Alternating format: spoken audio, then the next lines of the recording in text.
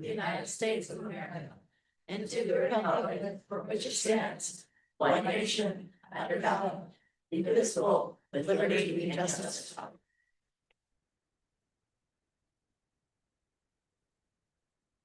So good evening, everybody. I want to thank you for being here tonight. We appreciate you taking time to share your thoughts on an issue that matters deeply to our families, students, and staff. We know there will be a range of perspectives shared this evening, and that is exactly the purpose of this forum. Speakers wishing to address the board on non-agenda items, that is basically anything but this special session. Please go to Ms. Ellinger. Okay. Ms. Ellinger, do you have any public comments on this on non-agenda item? President Cost, no, we do not. Okay, thank you. Okay, so in terms of public comment, you will be given you will fill the card. You will be please complete a speaker card. Speakers will be called in the order received. 3 minutes per person per topic. The board may adjust the time limit based on the number of speakers. Since this is a sensitive topic with real impact on students, families, and staff, please focus comments on issues, experience, and outcomes rather than naming or singling out individuals. Our goal is to hear all perspectives and ensure space for a range of viewpoints. If a similar sentiment is shared multiple times, myself, the board president, may invite a show of hands so perspectives are acknowledged while allowing time for others to speak. We have a good audience here and we want to make sure that everybody is heard. So please give everyone space in 3 minutes, please. I would say though, during the public comment, the role of the trustee is to listen, to understand the experiences and concerns of our community and consider the whole full picture in our deliberation. We won't engage at this moment in a back and forth during individual comments. But after the public comment, the board will discuss among each other what we've heard, and your feedback is definitely an essential part of our decision-making process. So once again, thank you for coming. And with that, I will give it to Superintendent DeWara, who's going to go over a little bit of a brief overview before we begin the public comment section. Great, thank you, President Cost. Good evening, community, good evening, board. I want to thank everybody for joining us tonight. This is definitely a sensitive topic. That's really difficult to grapple with as a community. I want to spend just a couple of minutes talking about some of the background work that's been happening. All of this information is available on our website. We just revamped the realignment website to include frequently asked questions as well as past presentations, our demographic study for the community to take a look at. This evening, I'm just going to hit on a few of the highlights. If you can go to the next slide, thank you.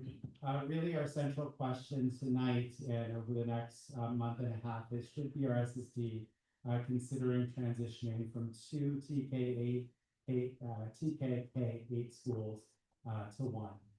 What we found is that the sustainability of 3 middle schools, i.e. 1 comprehensive school, Ralston, and 2 smaller schools, Nesbit and Sandpiper, have become increasingly less feasible. We'll have approximately 290 fewer middle school students in 6 years, which is the size of both of our small middle schools, which are under capacity. When we look at enrollment, right now, Ralston sits at approximately 1,100, Nesbit at 135-ish, Sandpiper 123-ish. I say ish because those numbers do fluctuate from day to day depending on the day we pull them. When we were pulling this data, Ralston had 0 space, Nesbit had 33 spaces, and Sandpiper had 45 spaces. Trends, when we look at schools across the board, Ralston had a large 6th grade class, intra-district, meaning students within the district are on a transfer wait list to enter Ralston. Nesbit was categorized as consistent grade levels with mid-sized cohorts, meaning they had an equal distribution of across 6, 7, and 8. Sandpiper was categorized as inconsistent grade level cohorts across.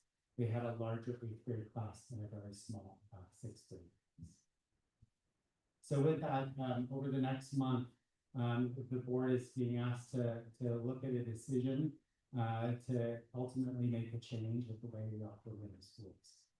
Taking into consideration the ease of access for our students and families, considering financial feasibility. Our small middle schools cost approximately $300,000 to $400,000 additionally to run. Enrollment and related facility needs, as well as community desire. Tonight is really focusing on that fourth bucket, the community desire. In February, in our February board meeting, we'll be asking the board to look at a decision which can be really one of four different decision points. One is remain status quo, Ralston, Nesbit, and Sandpiper remain as is. The second would be, sorry, thank you. I can advance the slideshow, thank you. The second option would be maintain Ralston as the comprehensive middle school and have Nesbit as the second small K-8 school. Option 3 is the reverse. It's Ralston as the comprehensive, Sandpiper as the K-8.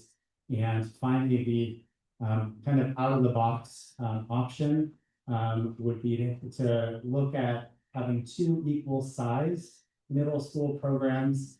That would take much more than 1 year to implement. I would anticipate it would take a year of work, a year of potential development, and probably implement the 3rd year. So that fourth option is out there. 1, 2, and 3 could be implemented next year. We did a community survey that was in the field November 3rd through the 10th.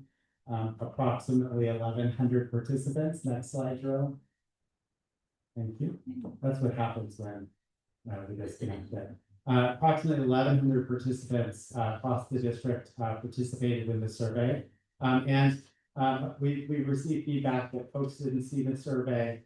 If they didn't quite register what we are asking folks to really weigh in on. And that's okay. Really, our goal was to look at, should we be talking about options for the district? And indeed, I think the survey did meet that goal. And we're here today talking about those options. Respondents mentioned a strong desire for academic programs, electives, preparation for high school, and their ideal middle school. The data showed a slight favoritism towards 2 middle schools instead of 3. There were still a lot of respondents that were on the fence for which. Despite that, the respondents were almost 4 times more likely to choose Ralston as their middle school choice over Sandpiper. Overall, the respondents wanted more clarity, and really that's our goal. Just a little bit in terms of clarity. Thank you, Jerome. Next slide there. We had a lot of folks ask us about what is a comprehensive, what is a small school. In the deck here is all of kind of the things that differentiate Ralston from Sandpiper and Nesbit. It should be mentioned that neither option and neither format is better than the other. They're both equally good for, we talk about 3 great options for your family or your student. They're all equally as important. So just slight differences and preferences. Finally, I'll end the presentation tonight before we go to public comments with the timeline. Jerome, thank you. We are in the January timeframe now, looking at engaging with our community. Tonight is one option for our community to weigh in. We have a January, end of January 21st, which will be held at Sandpiper. Next Thursday, we also have a board meeting, which we will be taking public comments. Really, the design is these 2 meetings, but public comments will also be available at our schedule. Yes. With that, again, there's multiple ways to join the conversation, attend a meeting. You can also submit feedback to feedback@brssd.org. Trustees receive all of the feedback in front of them that has been shared electronically. Next slide, Joe.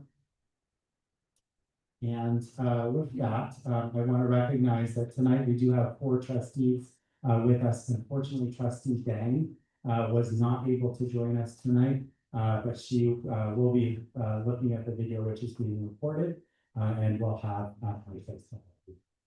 so with that, I'll pass it over to the president for comfort. Great. So, Ms. Elliott, would you call up the first person for public comment? Yeah, so I'll be calling Oh, you're in all 3.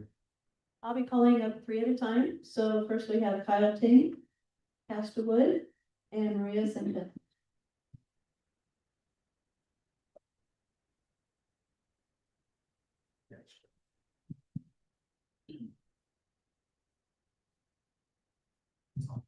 Yes. Can you hear me? Can you hear me?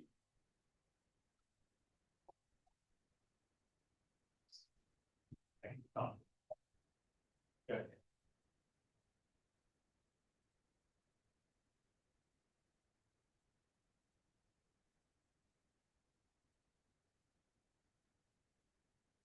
Yes.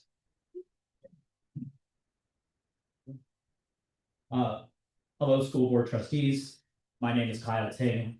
You've seen me at board meetings before because I am the BRSFA secretary, and maybe you've seen me around Nesbit because I've taught here for my entire teaching career. Technically, as my hairline may show, I've been with the district long enough to be one of the senior members among the K-8 middle school teachers. In fact, I taught Nesbit's first 6th grade class of 2016. In my math classes, I say a phrase often enough that my students complete it for me. It's not about the answer, it's how you get there. Because in math, we often expect explicit solutions, but half of our points come from the work, the thinking, the confidence demonstrated in the problem solving. And I think that the problem right now regarding the futures of our K-8 middle schools has an explicit solution, but that doesn't mean it's clear or easy. It's complex, nuanced, and carries an unavoidable emotional factor. So I want to encourage the board that for both of our schools, Nesbit and Sandpiper, if you have questions, please ask. If you have unclear pictures, please visit. And if you get unsatisfactory answers, please insist. In the end, whatever you decide, I hope you're confident in your process and understanding, because like in math, even if you answer correctly, you should clearly understand the why, so you're prepared for the increasing complexity of the parts that follow. I hope you see this town hall meeting at Nesbit and the later town hall meeting at Sandpiper as steps towards that understanding. Thank you.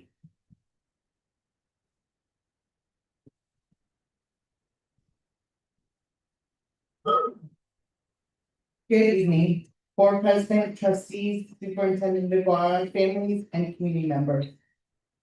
My name is Savannah D. Wood, and I am speaking on behalf of the Nesbit Middle School staff.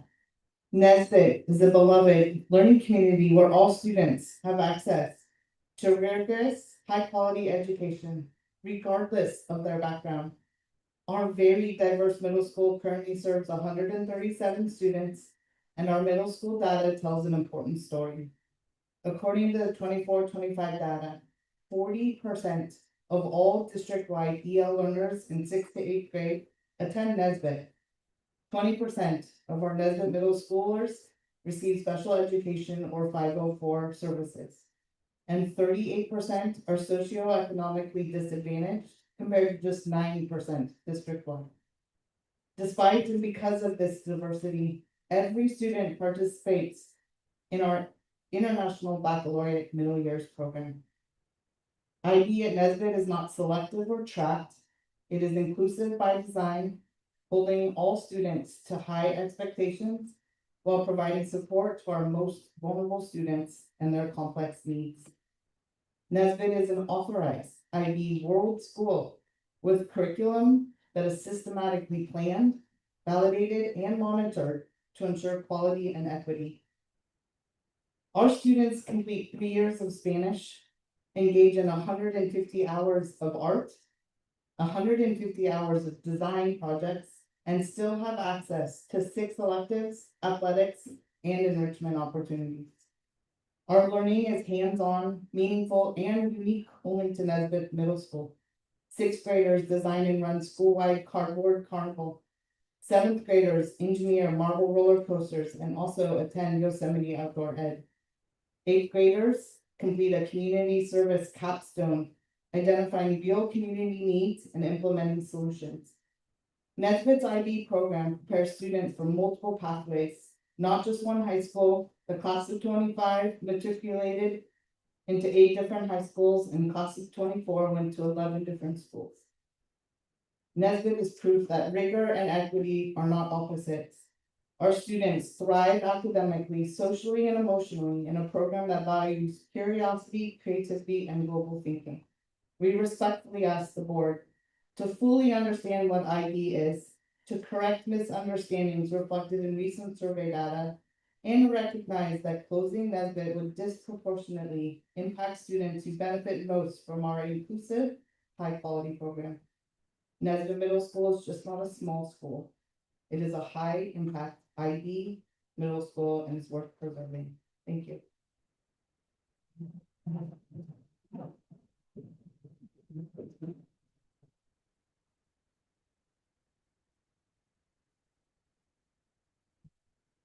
Good evening, ladies and gentlemen, Mr. Leguara, board.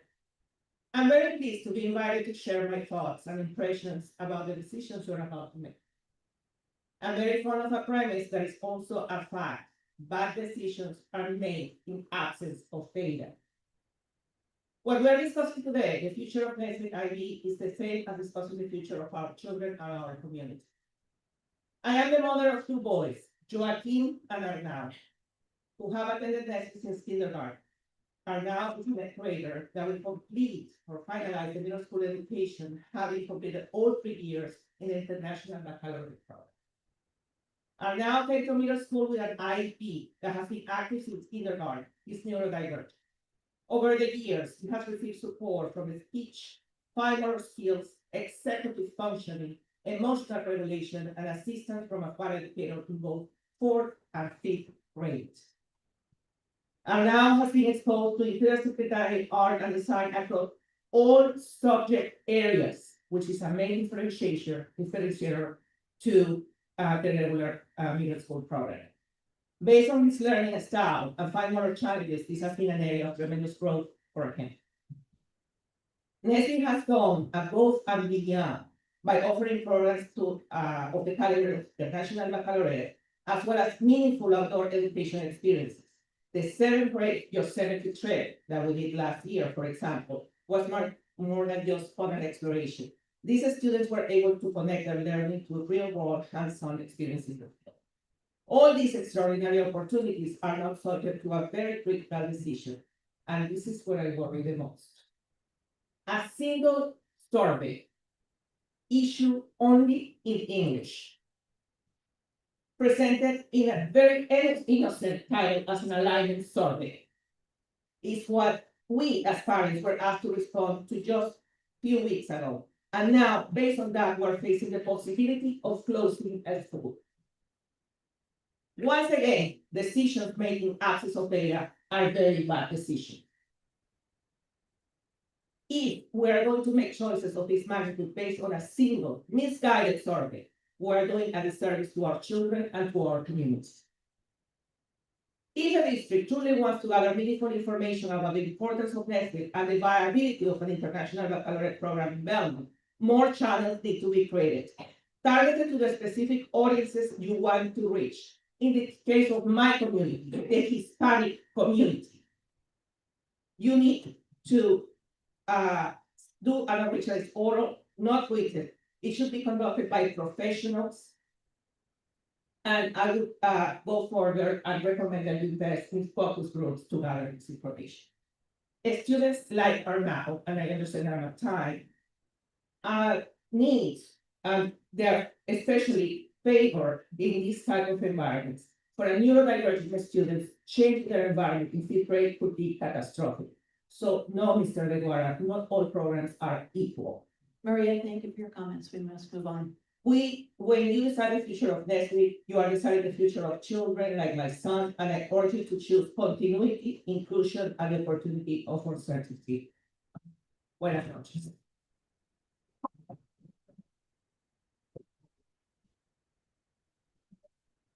I'd like Allison Thorson, Stephanie Tuck, and Javier to come up, please.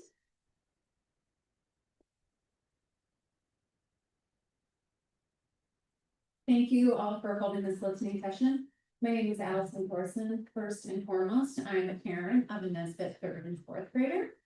But I'm also a full professor at the University of San Francisco and chair of the Department of Communication Studies there. In my professional role, I work every day with students whose backgrounds, challenges, they closely mirror those of Nesbit students in this population. And for that reason, I feel like I have a unique perspective here. About 50% of students at my university are students of color. We're ranked #1 nationally for ethnic diversity, and roughly 30% of our students receive disability accommodations. At Nesbit Middle School, as we heard from the teachers, they also kind of are faced with many of these types of populations of students as well. My numbers might be a little off, but again, about 1/3 of the students in middle school are English language learners. Many are on IEPs, 504s, and approximately 40% are socioeconomically disadvantaged. So in teaching in this environment, I can say that students in this particular population need many things, but 3 things seem central: trusted relationships with their educators, genuine access to education, and consistency in their learning environment. And that's good. I feel it does these 3 exceptionally well. For the sake of time, I'll touch on the first 2, but I really want to focus on the third. I feel like Nesbit has really built a community of trust. Students are known by name, families are engaged, and educators, administrators, and staff really build this trust.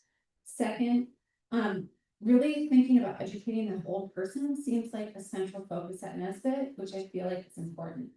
Third and foremost though, I feel like Nesbit reduces barriers. Nesbit's location and accessibility matter. Proximity to students' homes, Caltrain, public transit reduces daily barriers for families and students. And when this type of access is disrupted, attendance, engagement, and academic progress suffers, especially for students already navigating economic, linguistic, and learning challenges. Last, I also, as a social scientist, have to raise some concerns about the data. Talking about this as representative data raised some red flags for me. And as a social scientist, I tried to dig in. And a lot of the information wasn't just there. We were seeing descriptive statistics, and there was no information about inferential statistics. We weren't able to see anything within schools or between schools in terms of the responses. Also, decisions of this magnitude really need to look at those individuals that are impacted, and a lot of those marginalized, impacted voices were not heard. So I really think accessibility to all families in the district needs to be looked at. And still, despite this, for these reasons I mentioned above, I feel like both as a parent and an educator, I respectfully urge you to keep Nesbit School open, thinking about the genuine care and especially the accessibility. Thank you.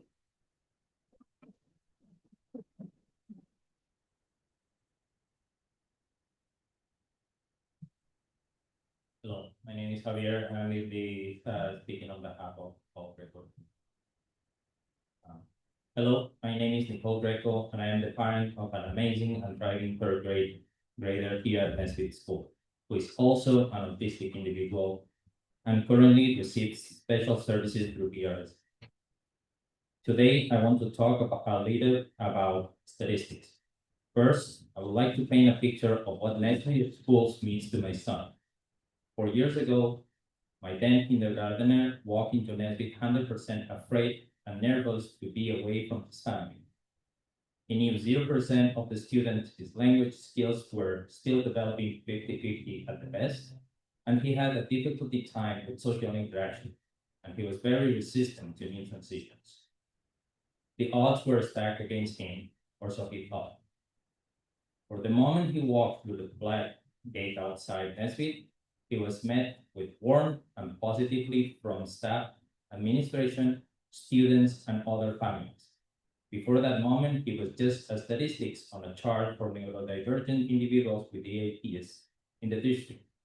But since then, he has become a highly valuable member of the Nesbit family that is known by all staff, loved by administration, and completely accepted by all students. The reason his transformation has been made possible is because of Nesbit and Max's core value: respectful, responsible, safe, and inclusive. Nesbit not only preaches these values daily, but our school community lives them. They may not be able to be represented as a stat or a data point on a survey, but these values are sealed into the fabric of the daily curriculum. The way students conflict are solved and the respect that is shown to all members of our native community. Because of this, the sky is now 100% the limit for my son, which is why we were so excited to see the implementation of the IB program in Nesbit Middle School. The IB program is ideal for an artistic learner. It is inquiring-based learning that fosters critical thinking, questions, conduct research, and make meaningful connections across transdisciplinary teams.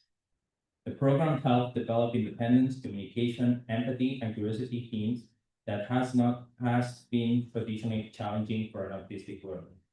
These highlights also can be fully represented in a statistic or chart, but their impact is invaluable, a stat that should not be ignored. However, is the 20% of Nesbit middle schoolers that currently receive an IEP or a 504 plan. The IB program could be life-changing for their education. It would be a completely disservice to the neurodivergent community at Nesbit for this program and its middle school to be shut down.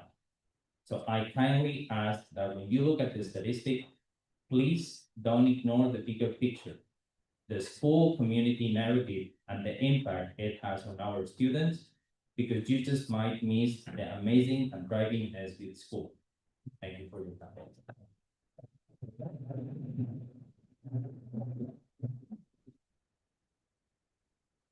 My name is Stephanie Tuck.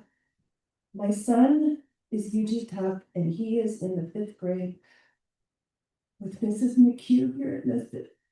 This is our first year here at Nesbit in the BRSSD. We left Valimar School in the Pacifica School District due to multiple factors, but one of them was the horrific mismanagement of the 2 K-8 schools, resulting in an abrupt closure of 1 K-8 and elimination of the 6 through 8 grades at my son's K-8 school. The full sense of community we signed up for was broken, and it felt like a gut punch. Parents and children were devastated. I don't want this to happen here. I don't feel it's in the board's best interest to ignore the International Baccalaureate program that just received its accreditation, from what I've read, after a long process to get there. My son's old school had just renovated the entire middle school wing to be up to date for STEM and technology. And because of some of the board members' short-sightedness, now it's just vacant. Please don't make the same mistake to save money on a spreadsheet. Listening to the voices of those who truly dedicate their lives to Nesbit is of utmost importance. Please don't take away our family's second chance at a K-8 program. I love walking and talking to my son on the way to school in the morning because we live so close. And that's how BRSSD assigned schools, so I was so happy about that. I don't take that for granted. I talk to my son in the morning. It's amazing. And one more thing. My son has been very shy his first few years of school, but this year he's in a freaking musical.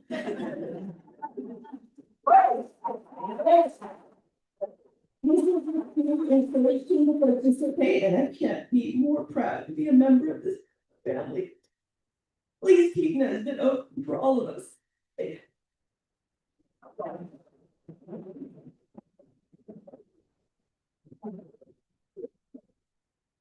Next question, we can have Noma Lobato, Ali'i Lobato, and Jamel.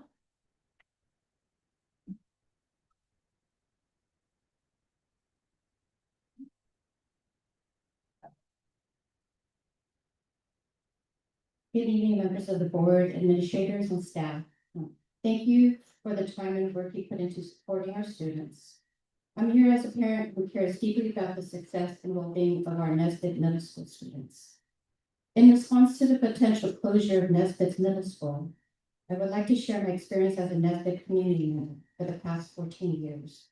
We have 4 children who have attended Nesbit since kindergarten. 3 completed Nesbit K through 8, and our youngest is currently in 6th grade. Our eldest child, Ali, who is in attendance tonight, can speak to his experience as well. We believe that Nesbit's Middle School and community allowed our children to continue fostering their learning and leadership skills through familiarity and a trusted connection with staff, connecting with fellow students and being role models as upper class members and building long-term relationships. Regarding the IB program, our son, Lotu, was part of the first middle school class to pilot the program. The curriculum gave him and his classmates an opportunity to connect classroom learning to real world. Before graduating from middle school last year, Lotu made the decision on his own to pursue his high school education at Design Tech instead of following the masses to a public school. To us, that reflects how impactful Nesbit's middle school program has been in preparing students for real-world experiences. In closing, I encourage the board to consider keeping Nesbit's middle school open to continue fostering leadership, community, and preparing our children for success beyond the classroom. Thank you for listening.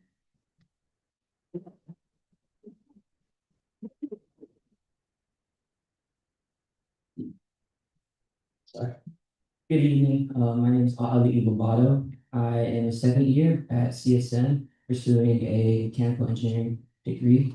I'm looking to transfer right now to West Point in New York.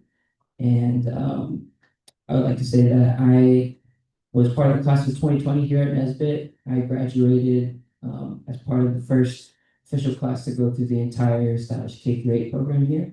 Some things I'd like to share, some accomplishments I've had since leaving Nesbit is at Carmel High School, I led our school's first established wrestling team as team captain. Over there, I also led our choir group as one of the a cappella leaders. Like I said, I graduated from high school, sustaining ACL injury, but getting into West Point, as well as the Naval Academy over in Annapolis. Since then, I've recovered from ACL injury and also sustained another one.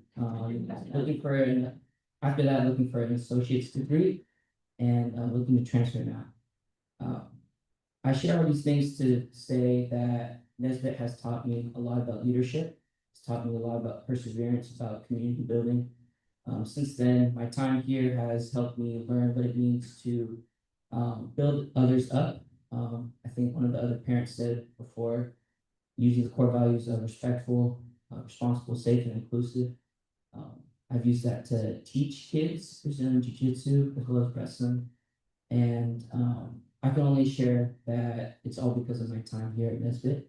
All of the teachers here have, in one way or another, been a big influence in my education as well as my development as a leader, as a community member, as an older brother, as well as a teacher. And besides teaching me just a love of STEM, a love of learning, I've learned a lot of how to build others up, build my community, just through interacting with Puma families. That was one of the big things I remember here at Nesbit is we got to interact with kids all the way from 8th grade through kindergarten. And that community building really influenced my development as a friend and, as I said before, as a leader. I would just like to share that this school means a lot to me and my family.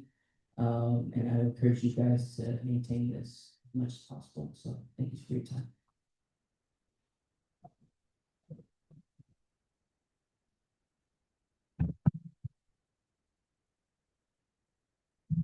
Good evening, members of the board. My name is Jamila Chauvin, and I am a first grade teacher and a longstanding middle school girls basketball coach here at Nesbit. I'm here this evening to advocate for preserving Nesbit's middle school and to encourage the board to keep Nesbit active as our program serves an important role in our district. At Nesbit, we offer volleyball, cross-country, flag football, and basketball. We are a fun but competitive athletics program, and crucially, we operate under a no-cut policy. Every student at Nesbit and Sandpiper who wants to participate has a place on our teams. That inclusivity matters. Our girls' basketball team has advanced to playoffs and championships, as have other sports like volleyball and boys' basketball. But even more important, we emphasize good sportsmanship, teamwork, development, and respect. Because of our athletics tradition, Nesbit has invested in maintaining our indoor gym, outdoor courts, and large fields for our student athletes. Our facilities support families and student athletes at Nesbit, but Nesbit athletes don't only create a strong sense of Puma community and family, but for others in the district as well. Our athletic department works with Sandpiper so that their students are able to join and play middle school sports here at Nesbit. For many of our student athletes, this is their first opportunity to experience an organized sport. For others, middle school sports at Nesbit may be their last before the competitiveness of large high school sports programs. If you slash Nesbit's middle school's program, then more students will be trying out for Ralston sports, and the chances of these student athletes growing through school sports participation drop significantly. Families deserve a choice to choose academic programs like Nesbit IB program or a comprehensive middle school approach, but also a choice when it comes to engaging in extracurricular programs like at Ralston, a competitive athletic program where students make the team only based on prior skill and experience, or Nesbit, a place where everyone gets to play and winning isn't the primary focus. One way isn't better than the other, but getting to choose a path is always best. Every student deserves a chance to make friends, persist through challenges, and build confidence through programs like extracurricular sports. But Nesbit doesn't just offer sports. We offer and build belonging, opportunity, and pride. I'm so proud to be part of a program like that right here at Nesbit. Thank you for your time.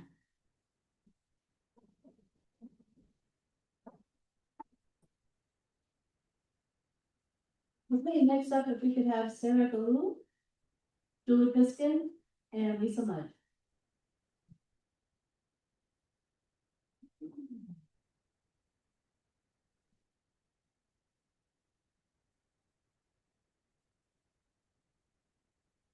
Good evening, members of the board and the trustees. Thank you for the opportunity to speak. My name is Sarah, and I'm a former Nesbit student and a concerned community member. When I attended Nesbit, I immediately felt welcomed and part of the community. That environment helped prepare me not only for high school and college, but for the real world. When I interviewed for my job as an auditor, I was told that one of the most important skills for success in the workforce is the ability to work with people from diverse backgrounds. Nesbit helped me develop that skill by learning in a diverse, supportive, and inclusive environment at a critical stage in my life. Nesbit's smaller setting allows students, regardless of background, to feel connected, supported, and known in ways that can be harder to achieve in much larger schools. This is especially important for English language learners and students who are new to the district, but it benefits all students. I'm concerned that closing Nesbit could reduce access to that supportive environment and create inequities related to school fit, travel time, and student support. While closing one small school will likely happen, Nesbit has a long-standing record of supporting English language learners and socioeconomically disadvantaged students with care and compassion, equipping them with the skills pivotal to success in the 21st century. Experiencing this level of support during the middle school years can open to meaningful academic, social, and personal opportunities that shape students' futures. Every child deserves access to an education that supports their academic success, emotional well-being, and ability to thrive. I respectfully ask the board to consider student well-being, diversity, and access, in addition to the enrollment numbers, when evaluating the potential closure of Nesbit. Thank you for your time and your commitment to our students and community.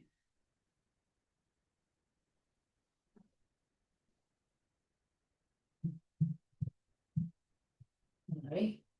My name is Julie Pushkin, and I am a mother of 3 children, 2 which currently attend Nesbit in 3rd and 1st grade, 1 who will be an incoming Nesbit kindergartner in about 2 years from now. So, mom of 3, it's utter chaos, and I can attest to the fact that Nesbit as a school, as you all know, many of you have had children here or you know of it. It is one of the best communities that I have ever met. I'm a hardworking professional in tech. I've had professional communities, I've had personal communities. The community that I've built living in this area is bar none the best I've ever seen. The teachers here care, the teachers are amazing. We've talked a lot about diversity here. I will say that I come from a bit of privilege, which means I could send all three of my children to private school if I wanted to. And I specifically go and tell many of my parents who have their children in private school, pull them out, put them into Nesbit. It is one of the best K through 8s, which is going to make me parlay a little bit into the IB designation, which when this first came up, I'm married to a Turkish man. We take our children globally all the time. We are very focused on making sure that they have cultural relevance. And so when this designation came up, I started to research it thoroughly to understand what does that mean. I do not plan on sending my children to Ralston under any circumstance. The commute up there, you want to talk about commuter logistics. We are walking distance to Nesbit, 2 working professionals.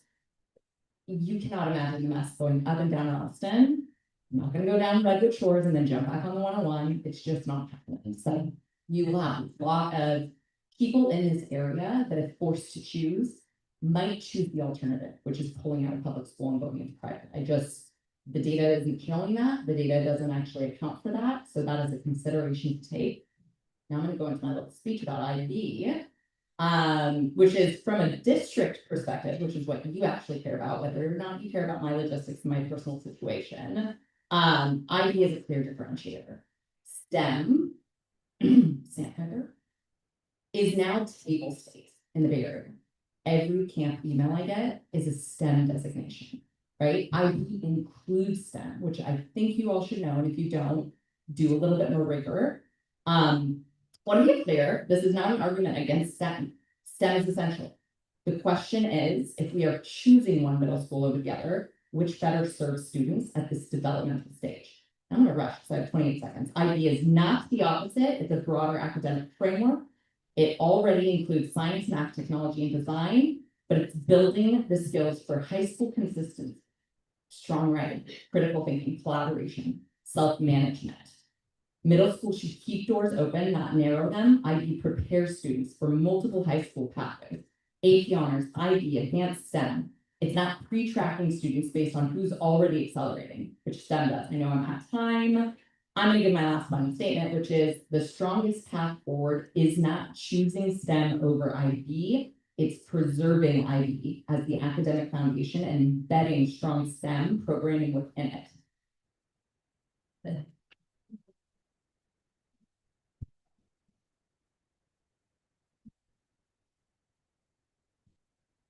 Good evening, trustees, Superintendent Dwara. My name is Lisa Mudd.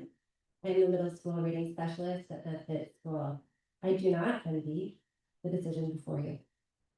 Upheaval and sadness is inevitable in whatever decision you make. We are fortunate in Belmont to have a variety of highly regarded programs, and we appreciate the thoughtful way the board is considering both community and staff input. I would like to share why Nesbit's middle school program is so impactful, particularly for some of the students I see. Students with greater academic needs and sometimes social emotional needs as well. Nesbit is a small school by design, and that is inherently its strength. Because of our size, staff are able to know students deeply, their academic histories, their learning profile, their family context, and social emotional needs. This level of understanding directly informs instruction and supports and allows for timely, responsive intervention. Students at Nesbit benefit from the IB learning framework, which emphasizes inquiry, reflection, and critical thinking. For many students, especially those who do not thrive in large anonymous settings, this approach is transformative and builds confidence, engagement, and a sense of belonging. This is the beauty of the IB program. Equally important are the tiered supports embedded within our school in a purposeful and methodical manner. As a reading specialist trained in Norton Gillingham, I work closely with students who require explicit structured literacy instruction. These students are not exceptions. They are part of our core community. And intervention at Nesbit is integrated, collaborative, and responsive rather than isolated or reactive. For many families, Nesbit is more than a school. It's a community hub and a trusted support system. Many of our families are working extremely hard simply to maintain stability. Language barriers, time constraints, and limited access to resources mean that their voices are often underrepresented in these surveys, emails, and public meetings. While the survey data provides useful insight into first choice preferences, it does not capture second choice decision making. As a result, we cannot fully reflect how families, particularly those who rely on smaller settings and embedded supports, would be affected if a program were no longer available. Assumptions about where students would go in that scenario are speculative. Additionally, many of the families we serve are new to this country and navigating public education systems. Expecting these families to organize, advocate publicly, or influence board-level decisions is not realistic. Yet, their children benefit enormously from the stability, relationships, and individualized attention that Nesbit provides. As the board considers alignment decisions, I urge you to look beyond enrollment figures alone and consider the human impact. Closing Nesbit's middle school program would most significantly affect families who are least positioned or likely to speak on their own behalf. Nesbit's middle school program is not only viable, it is vital. Thank you for your time and consideration.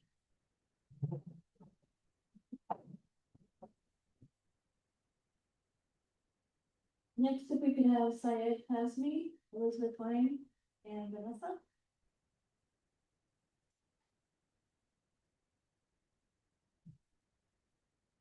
My name is Syed Kazmi, and I'm a proud father of three, and they're all went to one is gone to high school, and the two is seventh grader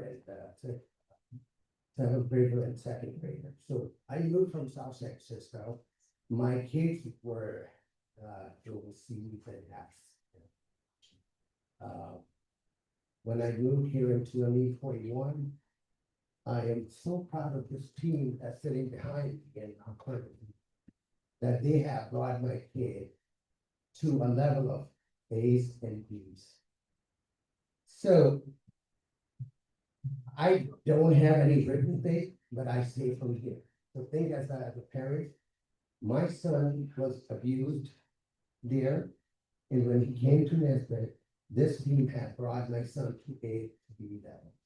Great grades. So before you close this, right, think about it. You're not gonna ruin his career, you're gonna ruin every other kid that was like him. And I'm very proud of him where he come, and I'm proud of this whole crew. The way they're serving their community and all the teachers and the fashion principal, West principal, this the office staff. I'm gonna give not long speech, but here is the thing, we are missing something here. I mean, we sit here, we talk about it.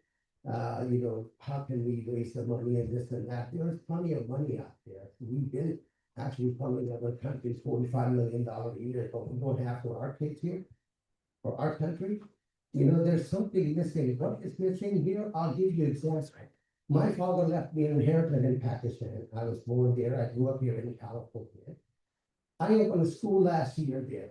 I have a 200 students. They all free education. I market myself there to show how to learn from these guys right here. Believe me, I'm my background is not education. I am just a businessman, and I think what we're missing here is marketing, bringing the kids. Nobody has thought about it. We're always worried about budget. It's always going to be happen like that in the future, or it had and in the past too. But have we thought about it? What can we do to bring kids here from other communities that people are moving from the area that they don't have any chance? Marketing, our marketing is so poor to bring the kids here. And I really appreciate it if you do not close this school to ruin other kids' future. And this beautiful family, don't break them, please. Don't break them. They are the wonderful district is not teaching our kids here. These are the future.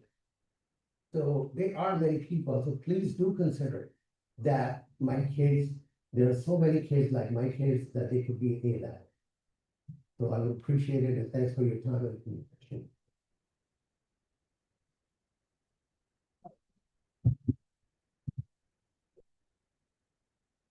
Hello, Board of Trustees. My name is Elizabeth Wong, and I'm a proud parent of an 8th grader, Benjamin, who's going to graduate this year at Nesbit. And today I'd like to speak with framework in mind because I read the website and you shared that you're going to make a decision based on educational excellence, equity, access, staffing, and long-term sustainability. So I'd like to frame my speech around those points. My son came here in the 5th grade. We moved, I was working internationally and he had a really, really rocky time transitioning. And it's really thanks to the Nesbit teachers, amazing middle school faculty and staff, administration and support staff that has really made a difference in his life. And I'd like to first address student experience because that's what it's all about. It's about the student experience, not about the numbers, not about the data. It's about the kids. And Nesbit has created a middle school where students feel a sense of belonging. My son wants to come to school every single morning. And the teachers have created a fantastic and caring environment where students learn patience, collaboration, kindness, and conflict resolution. Secondly, I want to talk about program strengths. You know, if you're in an international school, IB is the thing. It is the cutting edge. I'm like almost shocked at how little people know about the International Baccalaureate here in the Bay Area. The benefits compound over time. Becoming an IB World School is no small thing. And Nesbit is the first public middle school in the Bay Area in San Mateo County to have received that really amazing honor. So I think it is what the person who just shared the marketing thing. The marketing thing is a lack of understanding. I chose Nesbit because of the IB program. The IB program is for every child. It creates a curriculum of inclusion. And how does it do it? It focuses on investigating through meaningful questions, making connections, applying to real world situations, anchoring in big ideas and essential questions, and guiding students through a cycle of inquiry, action, and reflection. That makes lifelong critical thinkers who are innovative. It embeds design thinking, it embeds STEM, it embeds SEL, it embeds confidence and resilience. Thirdly, I want to talk about equity and access. Although Nesbit is a generous, tight-knit community, and it is a mix of wonderful students and family who have a range of access to different resources, it also serves many families with economic needs. Closing Nesbit and having families commute to another school would have real consequences. It would reduce access by creating longer commutes, bigger logistical barriers for working families, undermine equity by placing the greatest disruption to the most vulnerable families with the least flexibility and fewest alternatives. And it also risks educational equity by disrupting stable relationships and supports that keep students connected. And finally, for long-term sustainability, I know my time is up. I talked to about 5 mothers before I came here, and none of them, including myself, filled out the survey. And I have a master's degree, I have a background in education as well. I just didn't know. And I don't think that the data reflects the true understanding or intentions or the feelings and aspirations of this community. Barriers like time, working multiple jobs, commuting, and managing childcare, it means that we don't always have time or the flexibility to attend meetings or complete surveys. It doesn't mean that we don't care, we do. And so I implore the Board of Trustees to keep the Nesbit Middle School. Thank you.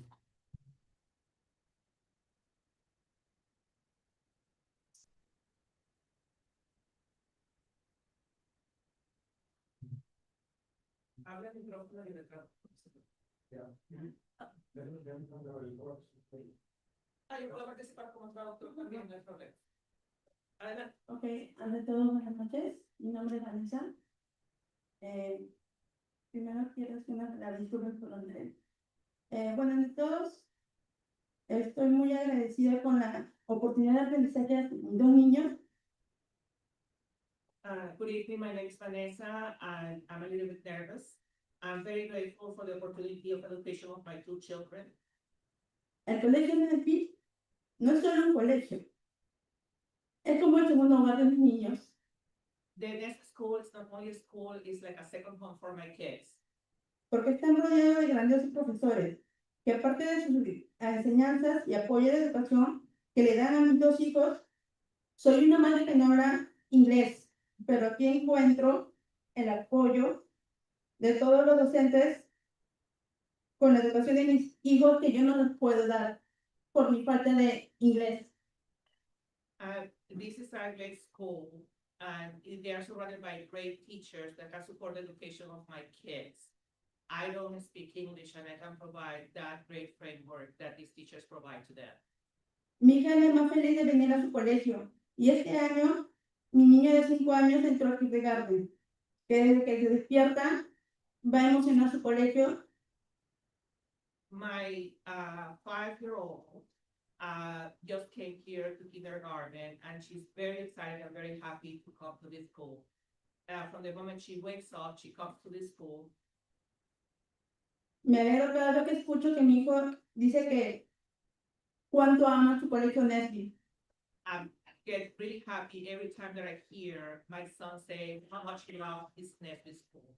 Estoy agradecida a todos por esta oportunidad de poder dar mi experiencia como madre. I'm very grateful about this opportunity to give my experience as a mother. Solo pido si podrían considerar que mis hijos siguen yendo a su colegio Nesbit, que ellos tanto quieren. I'm just requesting for my kids to continue to go to their Nesbit school that they love so much. Y que sigan con sus grandiosos profesores que ellos tanto quieren y ellos tanto aman a su colegio. And that they continue to be with their teachers, with their great teachers that they love so much on their school. Thank you.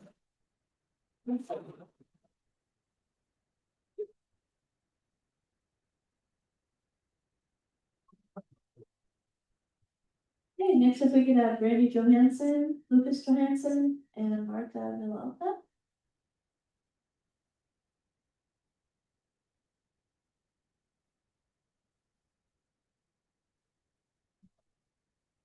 Wow, I got really nervous. I wrote something, but I feel like a lot of other people have said things in a much more elegant way.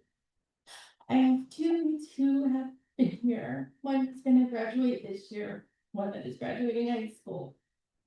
Both of them are a little spicy. They have experienced a different elementary school to Nesbit that came here from middle school.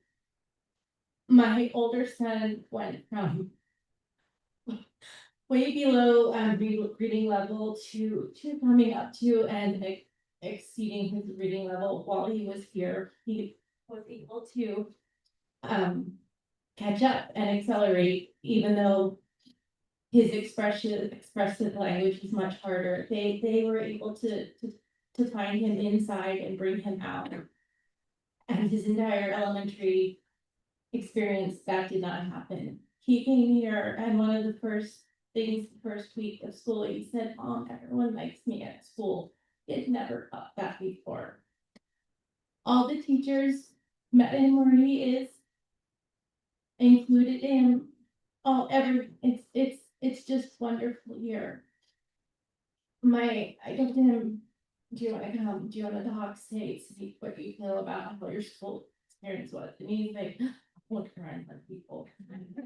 And I said, well, I will. And he goes, I want you to tell them that that school is the only place I've ever felt welcome. And I don't want other kids to lose that. As the mom, this has been the most consistent place for services to be provided.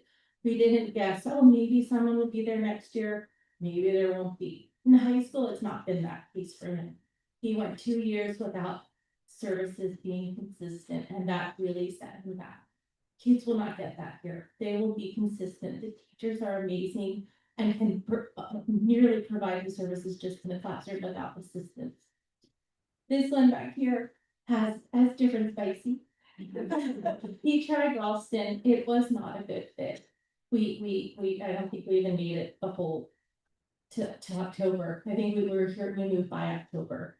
And he had the same experience. He walked onto campus, there were no bullies. There was no teachers looking at him like he was gonna make a bad choice. They just welcomed him. And for a kid to feel that, it is immeasurable. We have a very diverse group of people here that their voices aren't gonna be heard because they don't have time. I didn't have time. I looked at the email and I was like, oh, middle school. He's 8th grade, so what is my opinion matter? And it's hard. I want everyone to understand that just because we're not answering surveys doesn't mean you're getting the full picture. I really would love if you guys could come and meet every school. I know the schools at the other school kids are gonna be sad. It just sucks to lose the school. But from a spicy parent perspective, this is such a welcoming environment, and it's not all spicy kids. All the kids, you get to mix and you don't feel ostracized. Everyone is included here, and it's just an amazing experience. That's that. Thank you.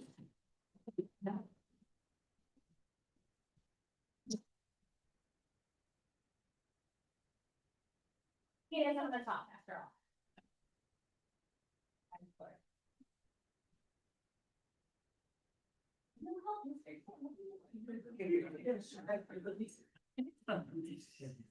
He got really nervous.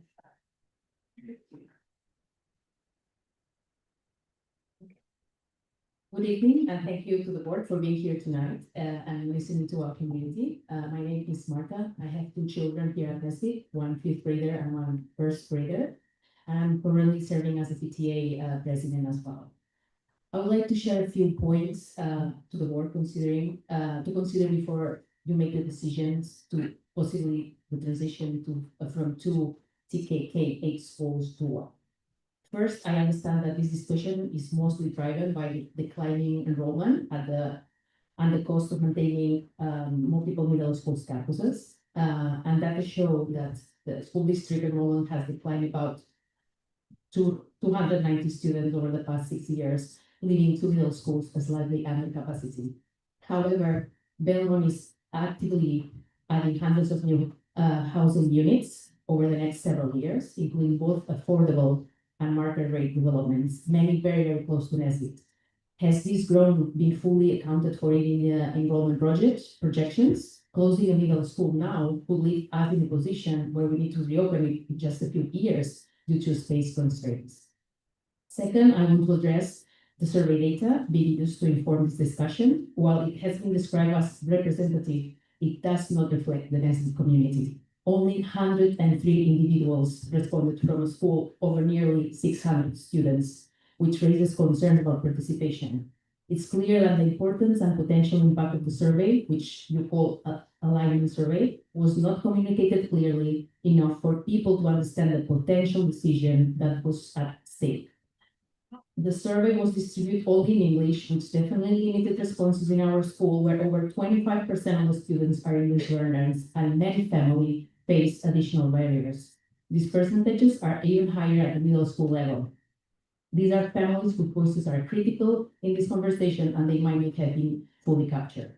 Additionally, although the district only 25.5% of the responders are open to closing a small middle school, and many indicated they needed more information before forming an opinion. So clearly, people need more data and good data to respond to the questions of your survey.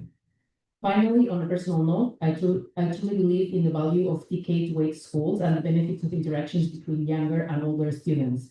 From my experience as a parent, volunteer, and PTA member at Nesbit, I've seen how middle school students step as leaders and role models through activities like Discovery Day, Puma Families, and Science Night. Younger students benefit from these connections through sports mentorships, participation in Nesbit musical, and having an older student in their Puma families. These experiences foster leadership, community, and a strong sense of belonging to every single student from this K-8 model. I respectfully urge the board to slow this process, expand outreach, and ensure any decision is based on inclusive, forward-looking data, because the choices you make will shape our schools and communities for the years to come. Thank you very much.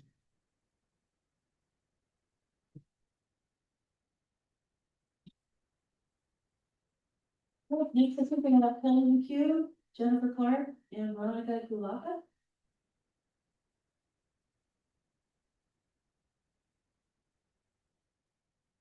Good evening, board, superintendent. Thank you for having us tonight. My name is Kelly McHugh. I am a teacher here at Nesbit School, currently in 5th grade, but I've also taught in the middle school, and my first year was COVID. So my whole teaching career has been here at Nesbit School. Nesbit has 4 core values: being respectful, responsible, safe, and inclusive. But we have a secret one, which is community. If I could have, if you're willing, those who have been in the Nesbit musical or have a child in the Nesbit musical, please stand.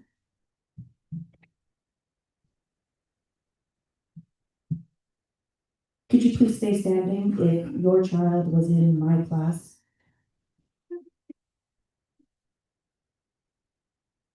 This is community. Thank you. This is the community that we would be losing if we lose our Nesbit musical, or sorry, if we lose our Nesbit middle school. We reach out to 5th through 8th graders. My guy right here, this is Sam. He's been in our musical since he was in 5th grade. And this is a huge part of who Nesbit is. We put this on for our community. It becomes a huge project that we all work on. On Saturday, we are going to have community members, past people who have been in the musical, past students, alumni who are going to be coming to help us build for our current musical that we are going to be putting on. And it would just be a complete shame if we could not continue to serve our community by allowing Nesbit musical or Nesbit middle school to stay. As you can see, we are strong. We support each other, and that is, it's something that you cannot replace. We have heart, we have strength, and we have family. This is a family that we are. And I just urge you to think of that. We're not data, we are people. And I thank you for allowing us to speak tonight.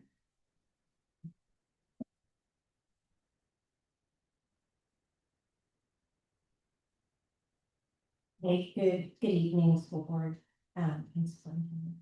Thank you for the opportunity to speak tonight.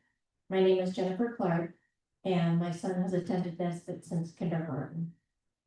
While his elementary school friends decided to go on to Ralston, my son made an independent choice to stay at Nesbit for his middle school years. He's currently in 7th grade. Transitioning from traditional elementary school style to Nesbit's middle school IB curriculum has made significant positive impacts on my son. And these are straight from him. So, for example, my son has expressed an enhanced sense of community among the entire middle school.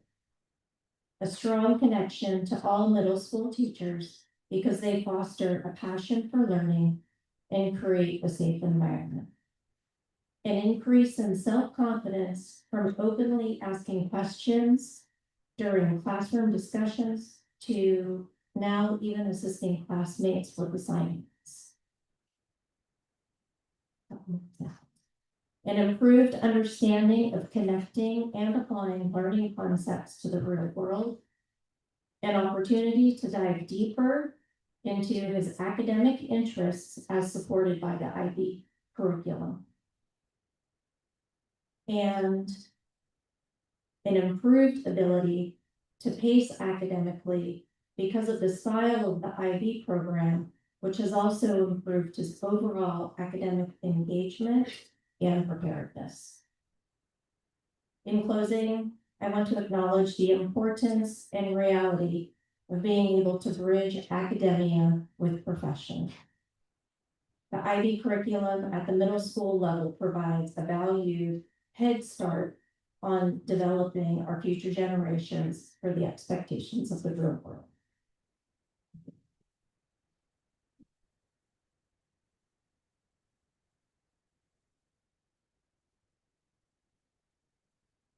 I'm a little nervous, didn't know if I was gonna talk, but it's important. Okay, so good evening, my name is Veronica Galapa. Thank you so much for holding this meeting, so you can hear out the parents and the students. I'm a parent of 3 students here at Nesbit currently. My son, he's an 8th grader. My daughter, she's a 7th grader, and then a kindergartner. Luckily, he will get to complete this year, but this is gonna impact my 7th grader the most. They've been able to do sports and plays and things that some of the bigger schools wouldn't have given them the opportunity to do. We love this school so much. We love all the teachers. They have spent one-on-one time with them, like in the classroom, with their schoolwork, their personal life, really care. And I just fear like this is gonna be such a, sorry, I wrote down some notes. It's gonna be such an inconvenience for just the whole community, especially most people that live so close to here that just are able to walk here. And comparing with the commute up the hill to some of the further, more bigger, middle schools. Yeah. Throughout my time at Nesbit Middle School, I have built a strong bond with my fellow teachers and my fellow students. Even the 6th graders, the 7th graders, I know most of them by name and I can relate to them and talk to them. So this is something you can't get out, or this is something you can't easily get from a bigger middle school. And keeping Nesbit would enable smaller communities to interact and grow. Thank you.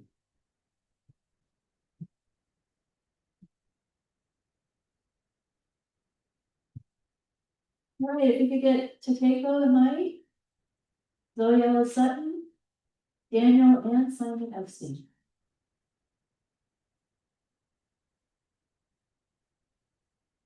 So first, I want to speak in both English and Spanish so that all of the attendees here understand my opinion. Hello, my name is Takako, and I am the mother of 2 sons. Both of my children are English language learners, and my older son has been diagnosed with autism, which means he requires significant support at the school. Hola a todos, mi nombre es Takako y soy madre de 2 hijos. Ambos son estudiantes de inglés y a mi hijo mayor se le ha diagnosticado autismo, lo que significa que necesita un apoyo grande en esta escuela. First of all, I'd like to say that Nesbit and its community are the main reasons we chose to live in Belmont. This school district offers not only a large middle school, but also small-sized middle schools that provide unique programs. The Nesbit community represents a truly diverse environment. While the IB program is certainly one of the school's attractive features, I would like to highlight other activities such as Puma Gallery and the school musical for students in grade 3 through 8. En primer lugar, me gustaría decir que Nesbit y su comunidad son las principales razones por las que decidimos vivir en Belmont. Este distrito ofrece no solo una escuela secundaria grande, sino también escuelas secundarias de menor tamaño que brindan programas únicos. La comunidad de Nesbit representa un entorno verdaderamente diverso. Si bien el programa de bachillerato de internacional es sin duda una de las características atractivas de la escuela, me gustaría destacar también otras actividades como Puma Family y el Muster Escolar para estudiantes de 5º a 8º grado. Al Nesbit Middle school students take care of the younger students on many occasions, and both lower and upper graders communicate with youth across age groups. The teachers are deeply committed to involving and connecting students and staff. Nesbit is not only just a school, it is a second home for its community and students. En Nesbit, los estudiantes de secundaria cuidan de los estudiantes más pequeños en muchas ocasiones. Los alumnos de distintos grados se comunican con facilidad, superando las diferencias de edad. Los maestros trabajan profundamente con la participación y la convicción entre los estudiantes y los profesores. Nesbit no es solo una escuela, es un segundo hogar para sus estudiantes. In fact, my oldest son's English and social skills have improved greatly at this school. He has started greeting his friends and talking about his classmates and daily activities. He was invited to a friend's birthday party for the first time in his life. He was deeply touched by the middle school student leadership and kindness during musical practice. Because of his unique needs, he had difficulty with both language development and social interaction in the past. I did not expect to see such significant growth in just 1 year. De hecho, las habilidades sociales y de inglés de mi hijo mayor han mejorado enormemente en esta escuela. Ha comenzado a saludar a sus amigos y a hablar sobre sus compañeros y sus actividades diarias. Fue invitada a la fiesta de cumpleaños de un amigo por primera vez en su vida. Se sintió profundamente conmovido por el liderazgo y la amabilidad de los estudiantes de secundaria durante la práctica del musical. Debido a sus necesidades particulares, en el pasado tuvo dificultades tanto en el desarrollo del lenguaje como en la interacción social. No esperaba ver un desarrollo tan significativo en tan solo un año. For these reasons, I believe that the Belmont School District should preserve both schools, Nesbit and Sandpiper. Because of the diversity, uniqueness, and the wide range of choice they offer, there are surely many children beyond my own son who need the different learning style that each school provides. Por estas razones, creo que el distrito de Belmont debería preservar ambas escuelas, Nesbit y Sandpiper. Debido a su diversidad, singularidad y la amplia gama de opciones que ofrecen, sin duda hay muchos niños, más allá de mi propio hijo, que necesitan los diferentes estilos de aprendizaje que cada escuela proporciona. Thank you so much. Thank you very much.